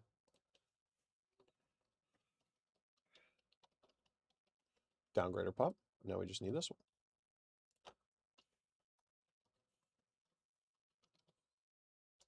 And PS3 updat.pop. The amount of times I've friggin' ejected this flash drive and plugged it back in, it's killing me, fam. All right, so we got QA flag enabled, so we're good to go to 3.55 official. Okay, let's go to recovery mode and we'll install it. All right, so console's rebooting now, back into recovery mode. Or I'm booting it into recovery mode.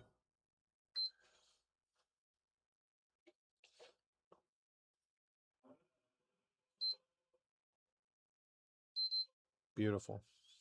All right, it's booting up now. All right, perfect. Down to system update. Boom. Install 3.55 OFDO view, please.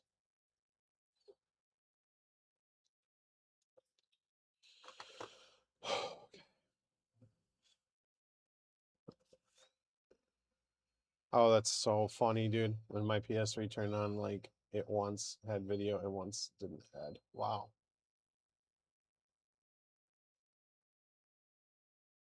All right. Console is moving forward. We're getting there, dudes. What is this? 3.5 hour stream? Once we land on this 3.55, if it works, dude, I'm sealing the deal on this console. Not gonna lie.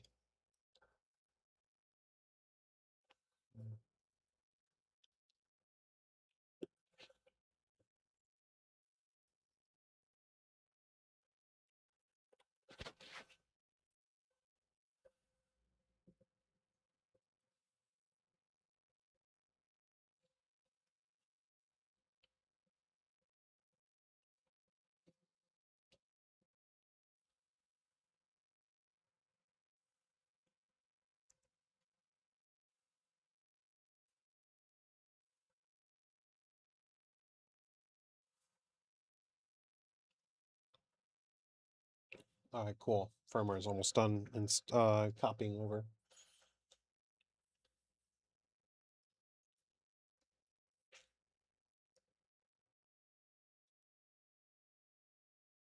Dude, I'm super stoked if this works.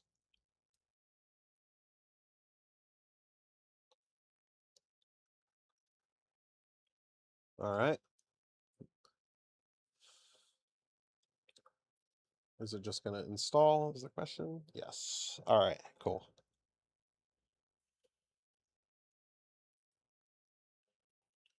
Yeah, dude. We're at almost 3.5 hours on the stream. This PS3 took that long to fix. Partial, it was my fault. Partial, it was just a little bit of a learning curve, to be honest. Because it's been years, I mean, 10 plus years since I fixed a red screen of death PS3. I mean, it's literally been forever. And so we replaced the NOR flash chip, fixed the region in memory, and now we're going to test on official firmware 3.55 because it doesn't matter because 3.55 is not going to have a red screen of death fix. But all the custom firmware as well. So we want to, if the customer wants to go back to custom firmware, they can, but we're going to leave it on 3.55. Yes, this is the easy part. The moment of truth is after the reboot. Exactly. Yeah, that's exactly correct. Yeah, we literally took us, now that I know what I'm doing with it, like I could replicate this pretty quick. I mean, maybe take me like an hour, hour and a half, maybe not even that, maybe an hour to do it. Shoot, dude, 45 minutes. Nah, I'm messing. If we're replacing, as long as the E3 flasher works, if we're gonna replace the NOR flash chip and stuff like that, if we're gonna go to that extreme, might as well make sure that everything's gonna be hunky dory, Um, so, but I'm stoked nonetheless. I'm curious to see if this is gonna actually work.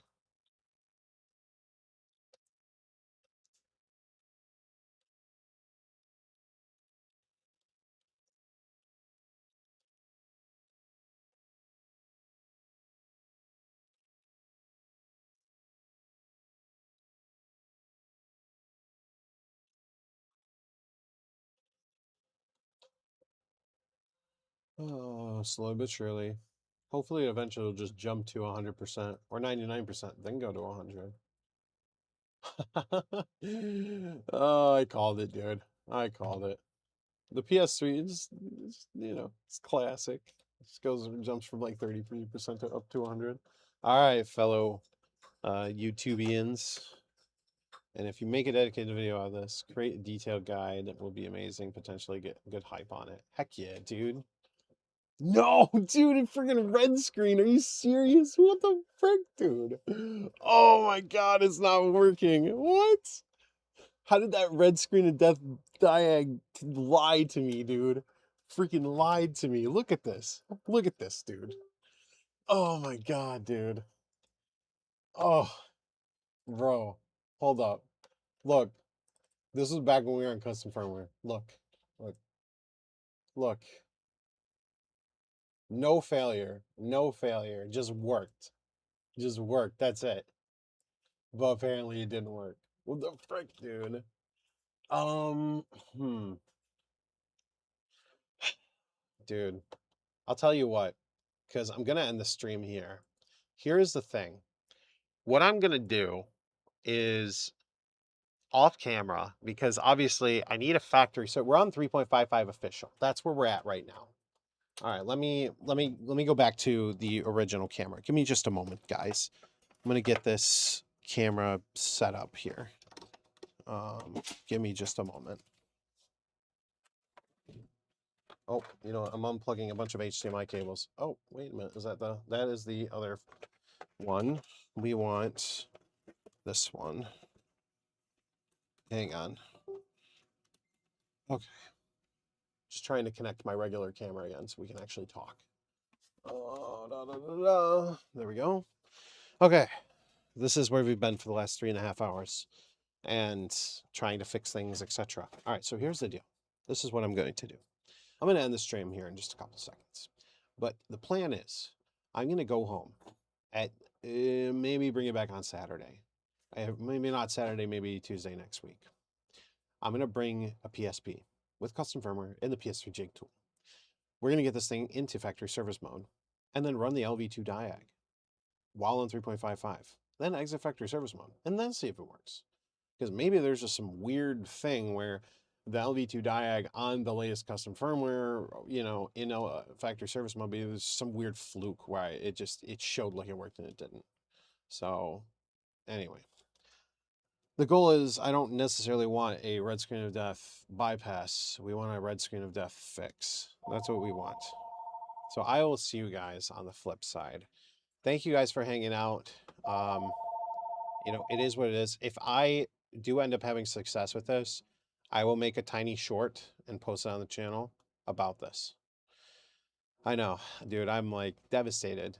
3.5 hours of pain. But you guys got to see it. You guys got to see us try some things to see what's possible, how we could solve it. Thank you guys for hanging out, sincerely. And hopefully we can solve it in the future. I hope you guys have a great one. I'll see you guys.